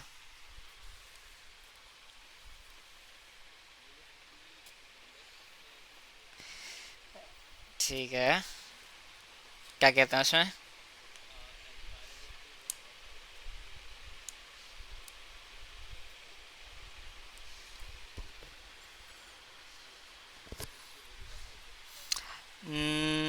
नहीं नहीं नहीं, शयान को नहीं पता, अनस को नहीं पता, वाइल तुम्हें पता है?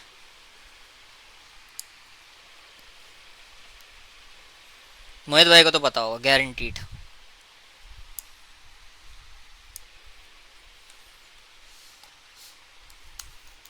किसी को भी नहीं पता? चलो बता देते हैं यार। एक तो आपके पास रूल ऑफ थ्री जो होता है वो बेसिकली ये होता है कि आपने क्या करना है, खुल भी जाओ भाई, वाओ व्हाट अ डेफिनेशन।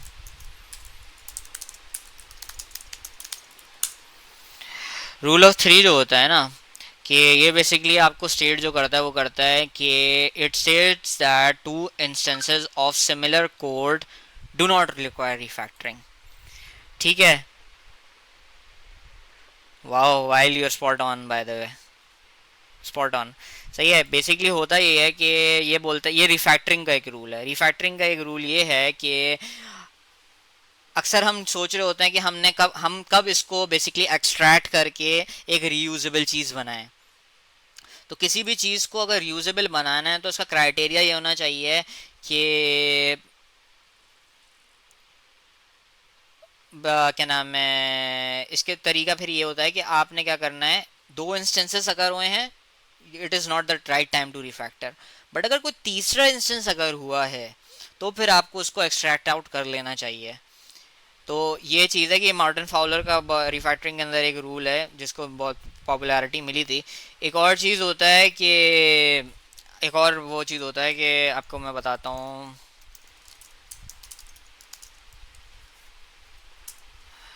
सही है। तो एक और रूल है अंकल बॉब का, जिसको हम कहते हैं, जिसमें कहते हैं कि भाई कि फूल में वंस शेम ऑन यू, फूल में ट्वाइस शेम ऑन मी। इसका मतलब ये होता है कि पैटर्न्स आइडेंटिफाई करना एक स्किल है। ठीक है। अगर आप पैटर्न्स आइडेंटिफाई नहीं कर रहे अपनी एप्लीकेशन के अंदर और आप एक ही चीज़ या एक ही काम से क्या नाम है को बार बार एक ही चीज़ को बार बार अकर करवा रहे हैं अपनी सिस्टम के अंदर, तो फूल मी वंस, एक बार फूल कर लो कोई मसला नहीं है। फूल मी ट्वाइस तो मतलब ये है कि क्या नाम है, शर्म मुझे आनी चाहिए, आपको नहीं आनी चाहिए। आप मुझे पागल बना रहे हैं, मुझे आपको शर्म आनी चाहिए, लेकिन दूसरी दफ़ा मुझे आनी चाहिए। तो these are two rules, very common rules. तो रिफैक्टरिंग के अंदर आप कोशिश हमेशा ये करें कि दूसरी अकरेंस के ऊपर नहीं, बट एटलीस्ट तीसरी अकरेंस के ऊपर अपनी टेक्निक्स को सही है। ठीक है। ओके। तो हम ये करते हैं कि फ़िलहाल हम इसको रिफैक्टर नहीं कर रहे, बट ये रिफैक्टर हो सकता है वैसे। तो जब ज़रूरत पड़ेगी तब रिफैक्टर करेंगे, अभी ज़रूरत नहीं है क्योंकि बहुत मिनिमल है अभी। अगर हम करते भी हैं तो कोई फ़ायदा फ़र्क हमारी सेहत पे नहीं पड़ेगी। ठीक है। तो अब हम आगे काम करते हैं, हम ये करते हैं कि हमारी अब किस चीज़ की बारी आ गई है, हमारी बारी आ गई है कि हम बेसिकली क्या करते हैं, हम बनाते हैं नया पेज जिसका नाम होगा रजिस्टर। तो लॉगिन हो गया, अब बारी आ गई रजिस्टर की। तो हम क्रिएट अकाउंट के ऊपर रजिस्टर पे जाते हैं। रजिस्टर के ऊपर हमें कुछ नहीं मिलता, कुछ लिए इसलिए नहीं मिलता क्योंकि हमारे पास, अब ये देखें, ये आपकी, आपने क्योंकि सेग्रीगेशन करी हुई है कंपोनेंट्स की, और कंपोनेंट्स यहाँ पे मेरा मतलब यूआई कंपोनेंट्स नहीं है, कंपोनेंट्स मतलब एप्लीकेशन कंपोनेंट्स है। कंपोनेंट्स की सेग्रीगेशन हुई है ना, तो आप लोग एक एक स्टेप करके जाओगे। आपने राउट आउट ऐड करना है, आपने राउट ऐड करा, स्लैश के बाद आपने रजिस्टर का राउट ऐड करा। अब आपने यहाँ पे क्या करा, यहाँ पे आपने इसको लॉगिन से रजिस्टर कर दिया। जैसे ही आपने इसको रजिस्टर करा, ये फट जाएगा। क्यों फटेगा, जाहिर सी बात है, कोई पेज ही एग्जिस्ट नहीं करता। पेज एग्जिस्ट नहीं करता, पेज बनाया आपने, लॉगिन के बाद रजिस्टर का पेज ऐड हुआ। रजिस्टर का पेज ऐड हुआ, मैंने करा रजिस्टर, और रजिस्टर के बाद मैंने बोल दिया कि रिटर्न करवा दो, और मेरा ये है एक्सपोर्ट डिफ़ॉल्ट रजिस्टर। ठीक है। अब मैं लॉग करवाऊँगा इंपोर्ट रजिस्टर, रजिस्टर इंपोर्ट करवा दिया, कंपाइल सक्सेसफुली, खाली पेज मिल रहा है एज एक्सपेक्टेड। इसको मैंने चेंज करना है किस में, मैंने इसको चेंज करना है मेन कंटेंट में, स्लैश लगाया, एंटर कर दिया, एरर आ गया। एरर आ जाना चाहिए था वैसे, क्यों नहीं आ रहा एरर।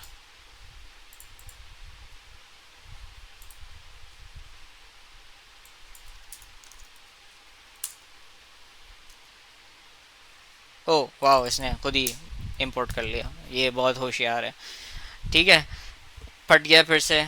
ठीक है, कोई मसला नहीं है। मैं गया कंपोनेंट्स के अंदर एक फ़ोल्डर बनाया, रजिस्टर का नाम दिया, रजिस्टर का नाम देने के बाद इंडेक्स जेएस का नाम दिया, इंडेक्स जेएस के अंदर कांस्टेंट मेन कंटेंट बनाया, और ये रिटर्न कर दिया fragment export default main content. ठीक है, ये क्या करा, इंपोर्ट करा मेन कंटेंट को रजिस्टर से, रेंडर करवाया, रेंडर हो गया, रेंडर हो गया। अब क्या करूं, अब मेरा क्या काम है, मेरा ये काम है कि अच्छा, आप लोग सबने मुझे वैसे टोका नहीं है, आप लोगों ने टोकना चाहिए था मुझे।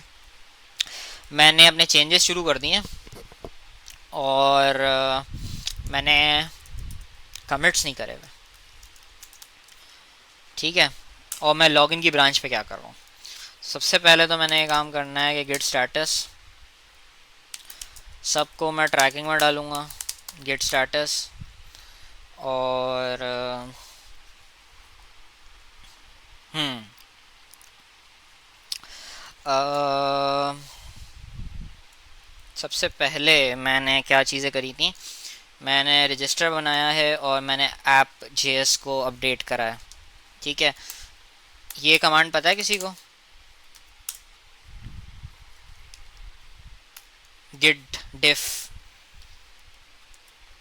बेसिकली आपके करंट स्टेजिंग को जिस भी चीज़ से आप कंपेयर कराना चाहो वो कंपेयर आप कर सकते हो, और वो आपको एडिशन डिलीशंस बता देगा। गिट लॉग के अंदर बेसिकली जो सबसे टॉप चीज़ होती है ना, उसको हेड कहा जाता है, बेसिकली हेड नोड जो उसको हम कहते हैं ना। तो करंट स्टेजिंग से अगर मैंने हेड को कंपेयर कराना है तो मैं गिट डिफ हेड करवा सकता हूँ। तो मैंने डिफ में जाके देखना है कि मैं चेक बताऊँ क्या करना चाह रहा था, मैं देखना चाह रहा था कि मैंने ऐप जीएस के अंदर क्या चेंजेस करें, कि ऐप जीएस के चेंजेस बेसिकली उसके चेंजेस हैं, क्या नाम है उसका, पिछली कमिट के चेंजेस हैं या ऊपर वाली कमिट के चेंजेस हैं। तो ऐप जीएस के अंदर मैंने स्लैश रजिस्टर डाला है, मतलब उसका लॉगिन से कोई ताल्लुक नहीं है। तो मैं क्या कर सकता हूँ, मैं ये कर सकता हूँ कि इसके अलावा मैंने क्या ऐड करवाया था, सैश ऐड करवाया था पैकेज जेसन के अंदर, तो मैं ये कर सकता हूँ गिट ऐड मैं कर रहा हूँ। तो गिट ऐड ऑल कर दिया मैंने।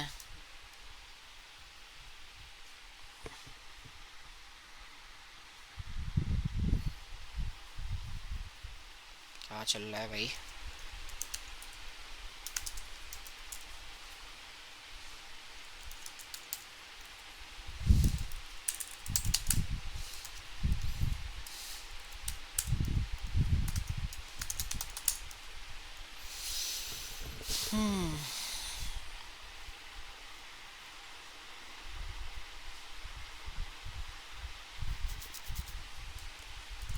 ठीक है, सब आ गया।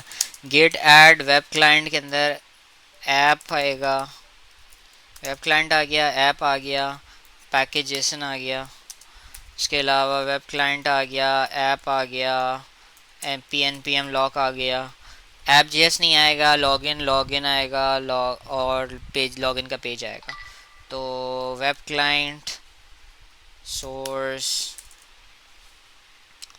ऐप आएगा, ऐप के बाद क्या है, ऐप के बाद मेरे पास कंपोनेंट्स, ऐप सोर्स कंपोनेंट्स और लॉगिन। गेट स्टेटस करता हूँ, ठीक है, ये तो एडेड ही है वैसे। गेट रिस्टोर, मैं कुछ चीज़ों को हटा रहा हूँ, किस चीज़ को हटा रहा हूँ, मैं हटाऊँगा वेब क्लाइंट के ऐप जेएस को, ऐप जेएस को हटाऊँगा, वेब क्लाइंट के ऐप के सोर्स के पेजेस के रजिस्टर को हटाऊँगा, रजिस्टर हट गया, और वेब के ऐप के सोर्स के कंपोनेंट्स के रजिस्टर को हटाऊँगा। ये चीज़ें मैंने हटा दी। गिट स्टेटस करा, गिट स्टेटस करने के बाद मेरे पास क्या आ गया, लॉगिन लॉगिन लॉगिन, और वो हो गया। मैं कमिट करूँगा और कमिट करने के बाद मैं ये कर दूँगा कि git commit implemented login page, clear करा, गिट स्टेटस करा, गिट ऐड करा, गिट स्टैश करा। गिट स्टैश क्यों नहीं करा,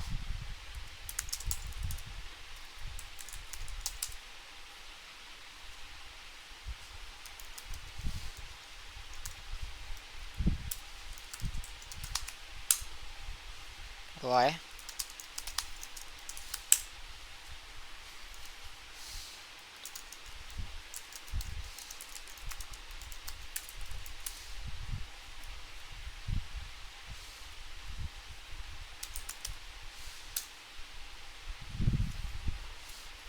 ये एक नया एरर पता लगा है, इसको भी सीख लेते हैं।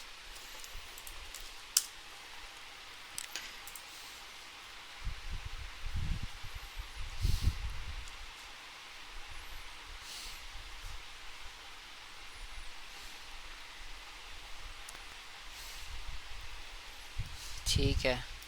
अच्छा,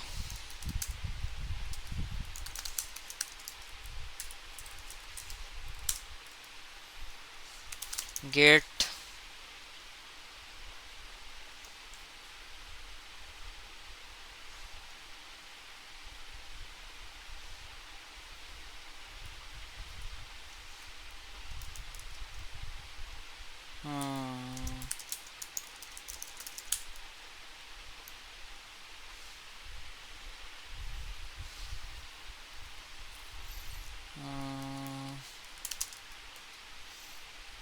एक काम ये करते हैं, गेट स्टैश।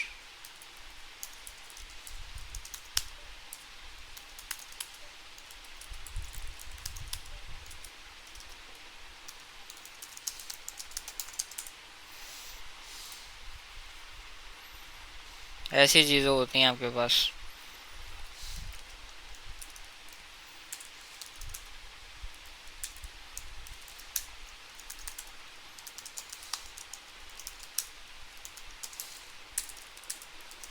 ठीक है। Git add all, git stash.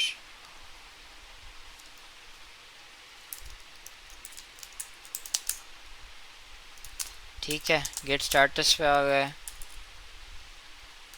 Gate stash के अंदर हमारे पास हाँ, गेट स्टार्टस करते हैं। कुछ भी नहीं बचा यहाँ पे, हमने जो फाइल्स वाइल्स बनाई थी वो गायब हो जाएंगी। ठीक है, मैं गेट चेकआउट करूँगा। किसके अंदर? मेन के अंदर।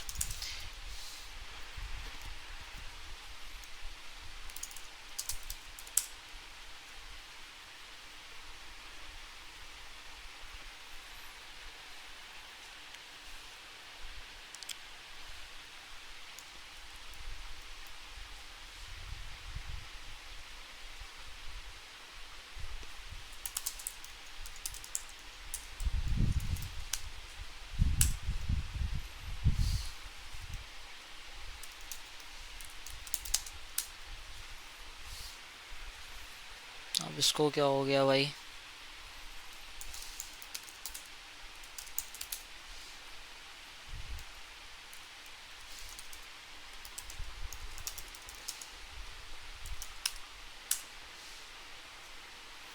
ओ भाई, सब कुछ ख़राब हो गया है।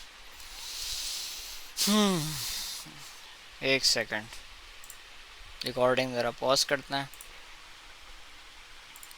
कुछ समझ आया किसी ने मैंने एलटीसी से क्या कमांड चलाए हैं?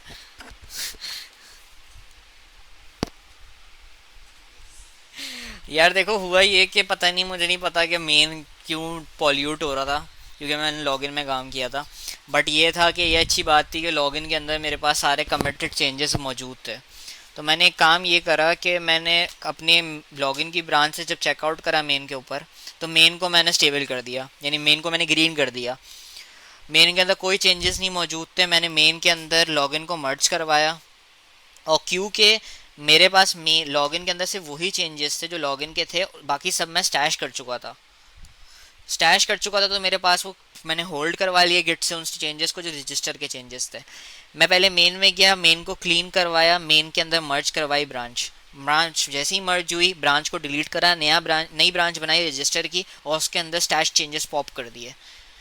जैसे ही वो पॉप करे, मेरे पास चेंजेस मेरे पास सारे रिफ्लेक्ट हो गए। तो अब मेरी मेन ब्रांच के अंदर चेंजेस इंटीग्रेटेड है। ये वाली ब्रांच क्योंकि मैंने फ्रेश मेन से ही निकाली है, तो ये ब्रांच भी फ्रेश है, और इसके अंदर अब वो जो मैंने चेंजेस कर दिए थे एक्सीडेंटली, वो मैंने पॉप करवा दिए, तो अब वो भी मेरे पास अवेलेबल है। समझ आया वर्क फ्लो? चलो सही है, एक्सपीरियंस करोगे तो वो भी हो जाएगा। बट इसीलिए कहते हैं कि आप अगर कोई चेंजेस करते हो और इम्पोर्टेंट चेंज है वो इम्पोर्टेंट चेंज आपके पास in the form of commit होना चाहिए हमेशा। अब जैसे मैंने जितने सारे कमांड्स चलाए उसके अंदर मैंने कहीं पे भी content copy paste extra temporary file कोई भी नहीं बनाई। उसकी वजह थी ना, क्योंकि मैं वर्जन कंट्रोल से खेल रहा था, मुझे मुझे ट्रस्ट था कि मेरे चेंजेस मेरे पास पड़े हुए हैं। अगर मेरे पास मुझे ट्रस्ट नहीं होता ना कि मेरी कमिट्स गलत हैं या मैंने चेंजेस सही से स्टैश नहीं करे हुए, तो फिर मैं रुल जाता। तो वो जो मेरी 3 फाइल्स थी वही फाइल मेरे पास अब यहाँ पे आ रही हैं इस ब्रांच में।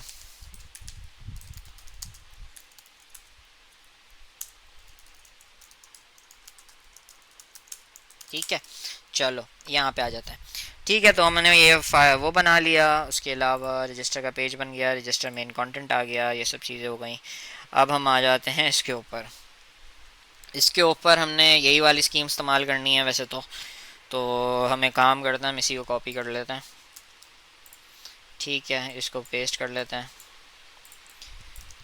और साथ में इसकी एक हम फाइल भी बना लेते हैं जिसको हम index module dot S C S S कह देंगे। और इसके अंदर इसका कंटेंट में नेवर माइंड शयान है ना यहाँ पे।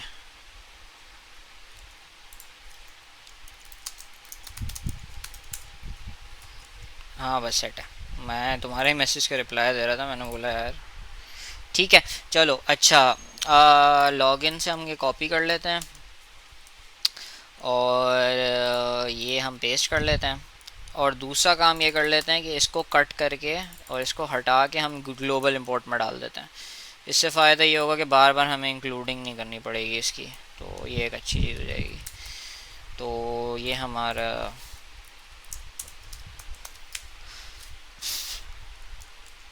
सही है। अच्छा, पेस्ट रेंडर, क्या हुआ भाई, क्यों फट गए? अच्छा, कोई मसला नहीं है। हमारे भाई साहब कहाँ हैं, ये रहे, इसको कॉपी कर लेते हैं एज इट इज़। अच्छा अच्छा, मैं एक और फ़ायदा आपको बताता हूँ स्टैंडर्डाइजेशन का क्या होता है। अब जैसे ये है ना कि मुझे पता है कि मेरी डायरेक्टरी के अंदर ही सी एस एस होगा, तो मुझे पता है ये कोड ब्रेक नहीं करेगा एज लॉन्ग एज के ना फाइल का नाम कुछ और है या वो फाइल बनी हुई नहीं है।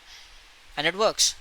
Minimal effort, as minimal as you can make it, उसकी कोशिश करें हमेशा। स्टैंडर्डाइजेशन इसलिए भी बहुत इंपॉर्टेंट होती है। ठीक है, अब ये लॉगिन को हम भगाते हैं यहाँ से, रजिस्टर में हम आ गए हैं, एक्सपेंस ट्रैकर तो यहीं पे है, ठीक हो गया। और ईमेल आ जाएगा, पासवर्ड आ जाएगा। क्रिएट अकाउंट अब हमें नहीं चाहिए बाय द वे, तो हम इसको हटा देते हैं। और लॉगिन हमें इस तरह से तो नहीं चाहिए होगा वैसे, अगर हम इसको इस तरह कर दें तो सही है मेरे ख्याल में। सही है या छोटा करूं? मोहित भाई आपका चल रहा है, मेरा तो नहीं चल रहा यार। ठीक है भाई, लॉगिन का बटन सही लग रहा है तो छोटा करूं? काम करते हैं इसके साथ, थोड़ी फनकारी करते हैं। इसको इसके अंदर भी कोई इसने डिव विव तो नहीं लगाई हुई, और लगाई हुई है तो फिर जाहिर सी बात है इनलाइन करना पड़ेगा। नहीं, शुक्र। तो एक काम ये करते हैं, रजिस्टर ये रहा, रजिस्टर के अंदर हम फॉर्म को फुटर रहने देते हैं। और इसके अलावा हम ये कर लेते हैं कि ए तो अब हमारे पास नहीं है, बट हमारे पास एक बटन होगा, बल्कि बटन का भी क्या ज़रूरत है। इसको हम इसको यहाँ से हटा देते हैं, इसको हटा दिया। और इसको नाम देते हैं रजिस्टर बटन का। और इसको कट करते हैं, कट करने के बाद इसके पास भी रजिस्टर बटन हो, उसको क्या कर दो, इसका बॉर्डर रेडियस 25 पिक्सल्स कर दो। और क्लास नेम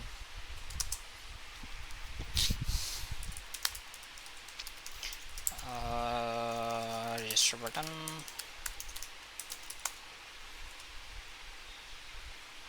और इसको थोड़ा सा हम बड़ा कर देते हैं।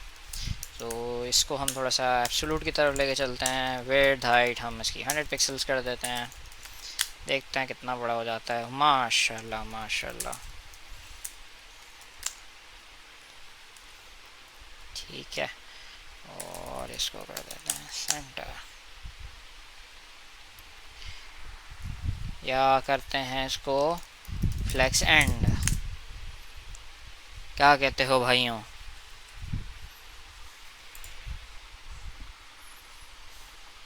सेंटर, स्टार्ट या एंड?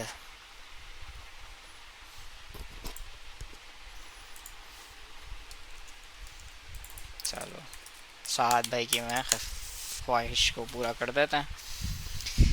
ठीक है, तो this is how it looks. और ज़रा इसको एक नज़र मार लेते हैं कि yup, doesn't break it at. तो गुड सीन। तो एक और काम ये हो सकता है कि हाँ, आई थिंक सही हो गया, ठीक है। हाँ, तो हमारा रजिस्टर का भी कंपोनेंट यू सी कितना इजीली आपका बन गया। तो हम रजिस्टर की तरफ चले आते हैं। क्या हुआ भाई, वार्निंग क्यों? अच्छा, और यप वर्क्स। तो ये हो जाएगा। एक गलती हम ये कर लेते हैं कि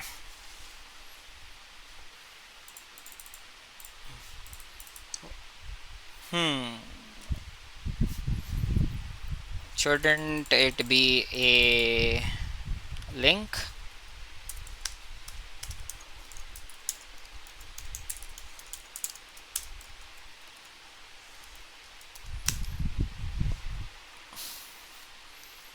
वाह, अभी हटाने बोल रहे थे, अब रखने बोल रहे हो, अजीब हो यार।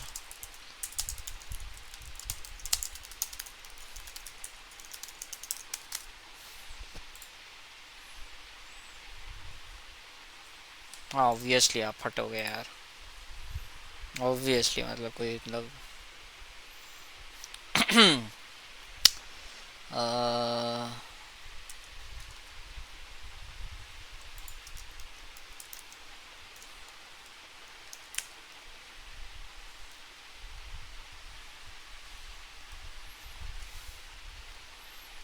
तो काम ये हो गया। साथ साथ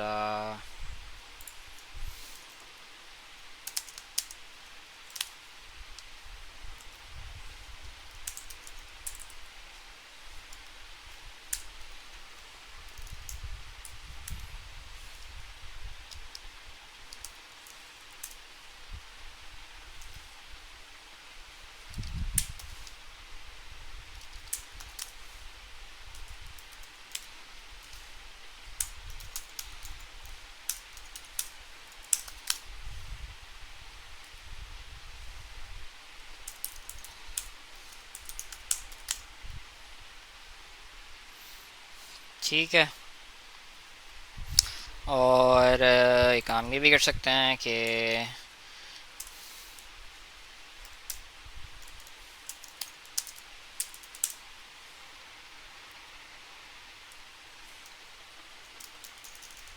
तुम लोगों का फेवरेट कलर कौन सा है, जल्दी बताओ।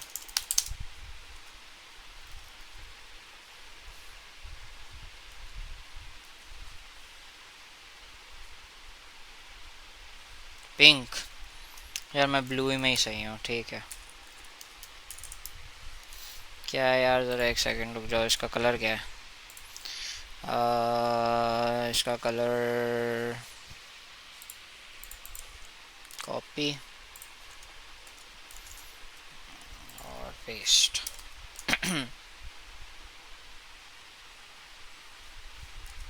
अच्छा,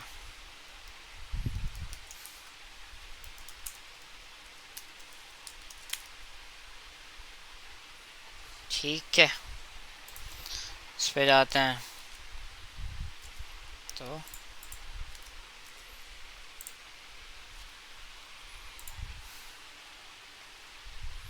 गुड स्टफ।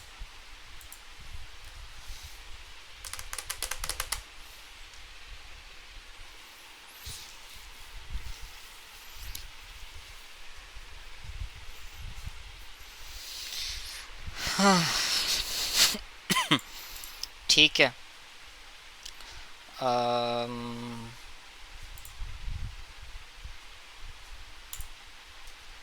बाकी रजिस्टर के ऊपर हम ये कर लेते हैं कि यूज इफेक्ट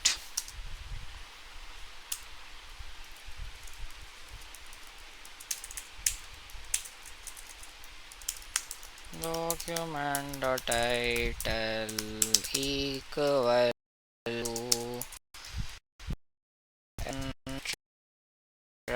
register, फट गया code, import use effect from react,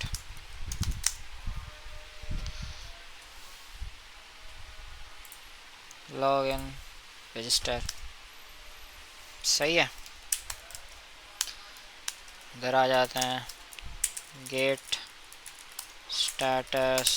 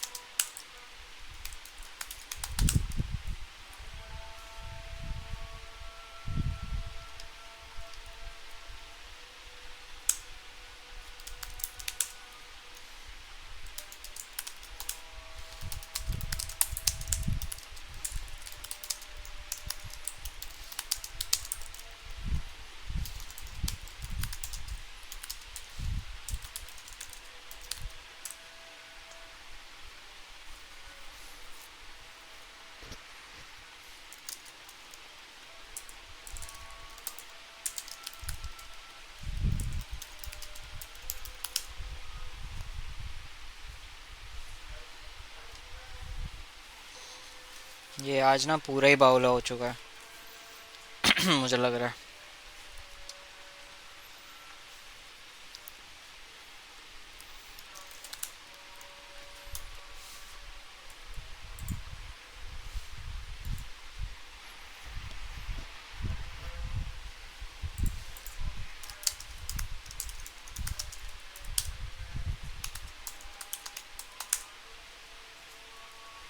अरे भाई, क्या हो गया है?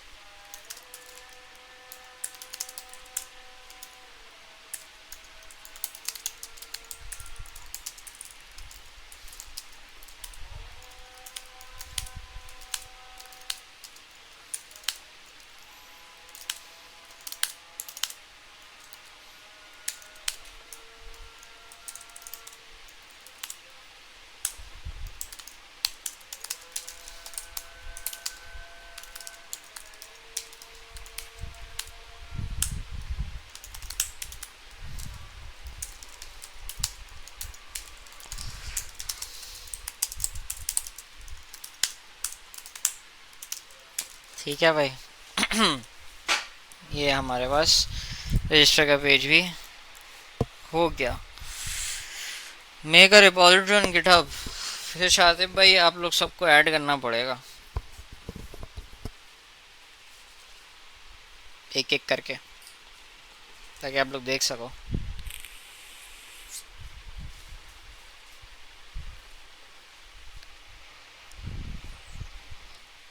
बट चलो मैं बना दूंगा, सही है, कोई मसला नहीं है। पब्लिक ही बना दूंगा, कोई मसला नहीं है। ठीक है, तो हमने आज कब स्टार्ट करा था सेशन? आज 6:30 बजे ना? Oh wow, we are over more than 2 hours. Wow, interesting. ठीक है, चलो भाई। तो वैसे हमने ज़्यादा कोई काम किया नहीं है, बट अच्छा हमने H T M L C S S में ज़्यादा टाइम लगाया है ना। सही है।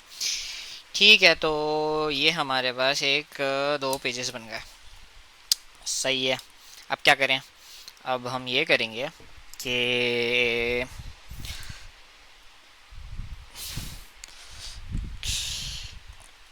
अच्छा, आप कौन से पेज बनाए बताओ भाई।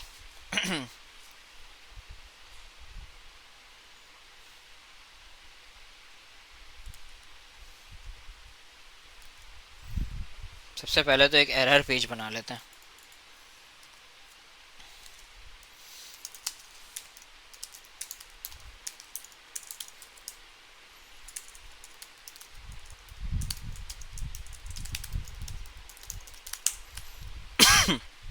ठीक है। अच्छा, अब क्या करें? अब ये काम ये करते हैं कि एरर है ना, तो सबसे पहले तो पेज बनेगा। पेज कैसे बनेगा कि पहले हम ऐप में जाएंगे तो राउट ऐड करेंगे, राउट ऐड करेंगे तो अच्छा, बाय द वे, रे हाँ वो देखते हैं साहब, अभी आज देखते हैं, बाद में देखते हैं, अल्लाह जाने, देखते हैं। बट अच्छा, रिएक्ट राउटर में ये होता है कि आपके पास एक राउट होता है जिसको आप कहते हो स्टार। स्टार का मतलब ये होता है all routes that are matched by this route. तो इन सब के नीचे हमारे पास जो हम वाइल्ड कार्ड लगा के कराएंगे मैच, वो हम कराएंगे एरर का पेज। ठीक है, ये तो फट जाएगा एज एक्सपेक्टेड। तो हम बोल देते हैं कि हमारा जो एरर का पेज है वो आ रहा है from dot slash pages error. ठीक है, ऐसा कोई पेज का पेज हुई नहीं है। Error dot J S, error dot J S के नाम से हमने बनाया कांस्टेंट एरर, और एरर के बाद return fragment default export default और एरर। ठीक है, ये आ गया। इसके बाद हम करेंगे एरर का पेज आ गया। एरर के पेज के बाद हम ये कर लेंगे कि मेन कंटेंट स्लैश, तुम तो बिला वजह ही खुश हो जाते हो। ठीक है, import main content from, सही है, बट ये एरर होगा। एरर आ गया, एरर। अच्छा, एक चीज़ हमने बहुत गलत करी है, हमने ना थोड़ी नेमिंग बड़ी अच्छी नहीं रखी। तो हम ये कर लेते हैं कि इसका नाम एरर नहीं होना चाहिए, इसका नाम होना चाहिए 404। ठीक है, ये हमने सेव करवा दिया, ऐप के अंदर भी रिफ्लेक्ट हो गया। और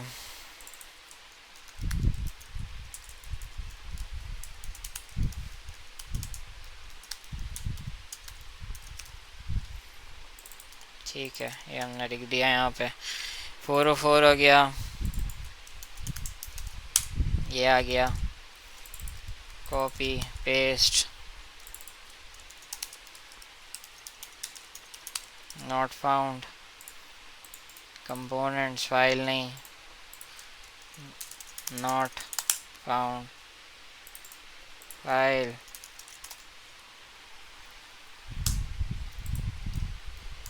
कांस्टेंट मेन कंटेंट।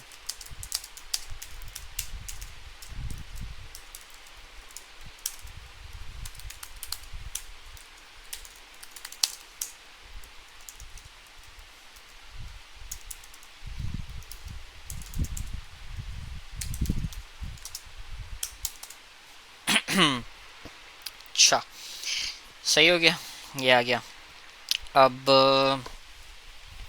हमारे क्या करने का काम है, हमारा करने का काम ये है कि हम मेन कंटेंट के अंदर, इस फ्रैगमेंट के अंदर हम डाल दें एक एच वन। एच वन आ गया।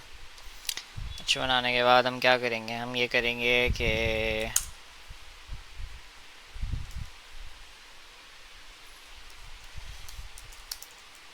हेलो आ गया, हेलो। ठीक है। और हेलो तो नहीं चाहिए, एक्सपेंस ट्रैकर चाहिए। एक्सपेंस ट्रैकर आ गया, एक्सपेंस ट्रैकर आ गया। नीचे एक पैराग्राफ आ गया, पेजेस नहीं पैराग्राफ भाई, पैराग्राफ आ गया।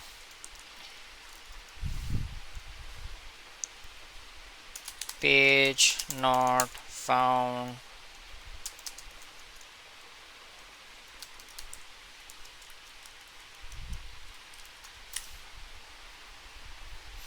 ठीक है।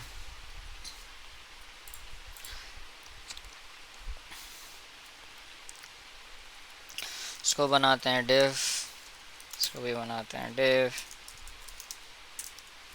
इसको नाम दे देते हैं क्लास नेम, क्लास नेम देते हैं नाम, क्या नाम, ऑब्वियसली स्टाइलिंग डॉट कंटेनर। अब ये फट जाएगा, ऑब्वियसली क्यों फटेगा, क्योंकि हमारे पास index dot module dot S C S S नहीं है, उसके अंदर डॉट कंटेनर नहीं है। अच्छा, यहाँ पे हम एक्सप्लिसिट हाइट विड्थ इसलिए डिफाइन कर रहे हैं क्योंकि मेरे पास और कोई कंटेंट नहीं है, बस यही दो लाइंस हैं। तो हम ये कर लेते हैं कि हम इसको बोल देते हैं कि इसकी हाइट क्या है, 100% व्यू पोर्ट हाइट। विड्थ क्या है, 100% व्यू पोर्ट हाइट। इसमें तो किसी को कन्फ्यूजन नहीं है कि ये क्या होता है, क्यों होता है, कैसे होता है।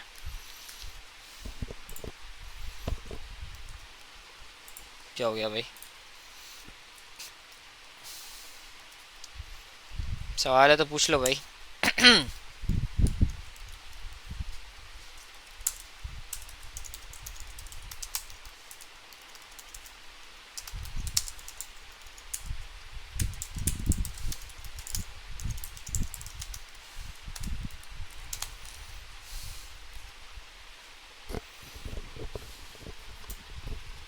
नहीं है कोई भी सवाल? ठीक है, चलो अच्छी बात है, नहीं है तो कोई पेज सही है। तो आम, ये आ गया। और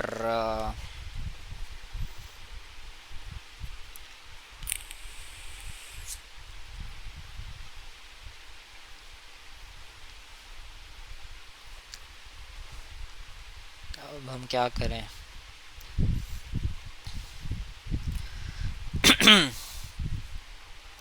इसको कर देते हैं फ्लेक्स, फ्लेक्स डायरेक्शन। तो वैसे भी align, align item center, justify content center आ गया, obviously flex direction column.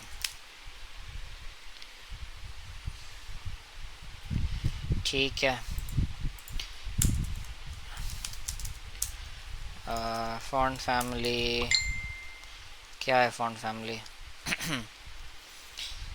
Gilroy regular.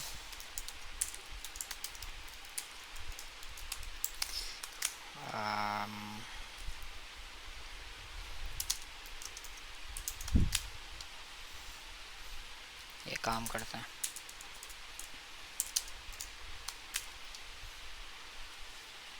ठीक है। और इनके ज़रा सा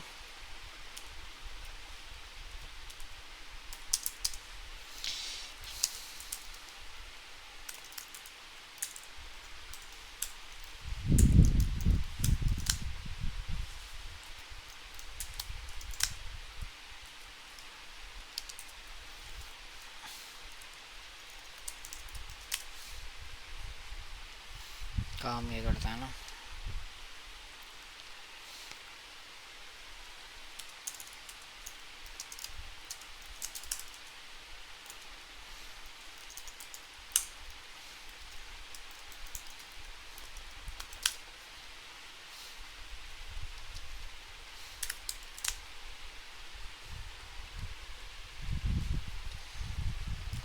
ठीक है। साथ साथ link to slash expense tracker फटेगा ऑब्वियसली।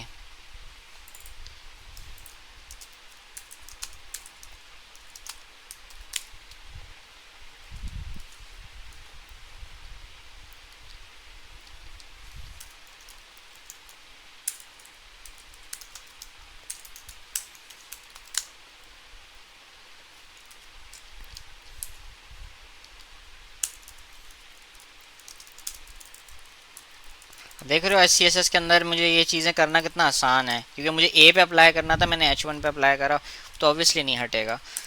बट ये काम करना कितना आसान हो जाता है। ठीक है। अच्छा, और हमारा जो हवर है वो यही है कि हवर हॉरिजॉन्टल नहीं, हवर। ठीक है, ये आ गया। और हवर के अंदर जो हमारा कलर हो जाएगा वो हमने कहाँ करा था, यहाँ करा था ना, डरेडा, रजिस्टर में करा था।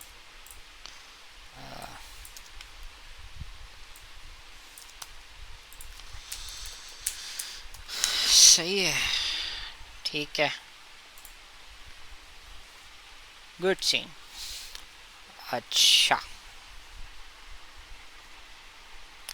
सही है भाई, क्रिएट अकाउंट आ गया और एरर पेज भी आ गया। ठीक है, और एरर पेज के ऊपर एक और काम कर लेते हैं कि एरर पेज है तो इसके ऊपर यूज़ इफ़ेक्ट भी लगा ही देते हैं, जो कि डॉक्यूमेंट डॉट टाइटल और एक्सपेंस ट्रैकर एरर, और यहाँ पे इंपोर्ट यूज़ इफेक्ट फ्रॉम। ठीक है, सही है भाई, समझ आ गया। साथ साथ सूडो स्टार्ट गेट स्टेटस, तो ये आपको एक एक करके चीज़ें लेके चलनी पड़ती हैं। तो मैं उल्टा सीधा डाल देता हूँ तो ये मुझे फ़ौरन एक्सप्रेस पे ले जाएगा और मैं यहाँ से आ सकता हूँ। ठीक है, तो sudo git add all, sudo git commit dash M implemented error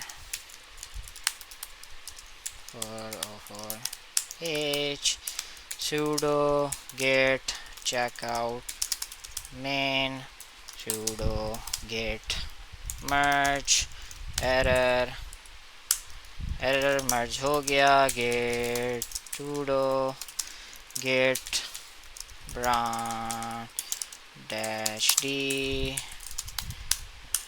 delete हो गया। अच्छा, और ये शायद मैंने मिस कर दिया था, तो एक काम ये करते हैं, sudo git checkout dash B, और ये क्या है, होम पेज है ना, login hotfix web client, hotfix पे आ गए, लॉगिन पे आए, सब कुछ बंद करेंगे। सबसे पहले लॉगिन पे आए, लॉगिन की कौन सी फील्ड है, क्रिएट अकाउंट वाली, हमने इसको एड्रेस नहीं करा हुआ था।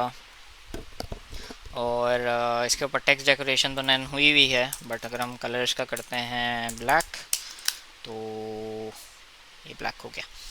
ठीक है, और क्योंकि क्योंकि क्योंकि इसके बाद मैं ये बोल देता हूँ कि अगर इसको हवर करें तो ट्रांजिशन विद 3 सेकेंड्स को आप कलर्स का वही वाला कर दें जो मुझे पसंद है, जो कि ये है।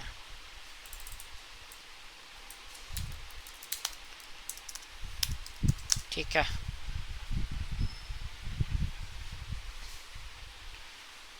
अच्छा, साथ साथ एक और हॉट फिक्स है, ये वाला H1 एक लिंक होना चाहिए, तो इसको मैंने लिंक कर दिया, टू कर दिया, स्लैश कर दिया, ऊपर ले आया, चल गया, फैक्टर करना है, and a text decoration none, इसको उठाया, कट किया, पेस्ट किया, वर्क्स एज एक्सपेक्टेड। ओ, कोई मसला नहीं, कलर ब्लैक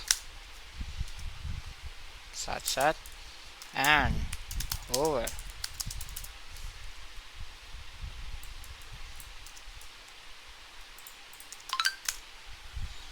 ये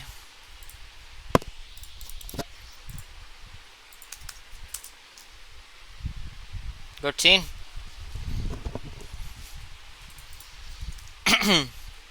वाइंड अप करें।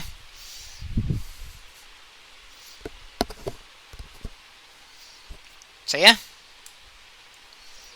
तो आज हमने कितने पेजेस बनाए? 3 पेजेस बनाए हमने।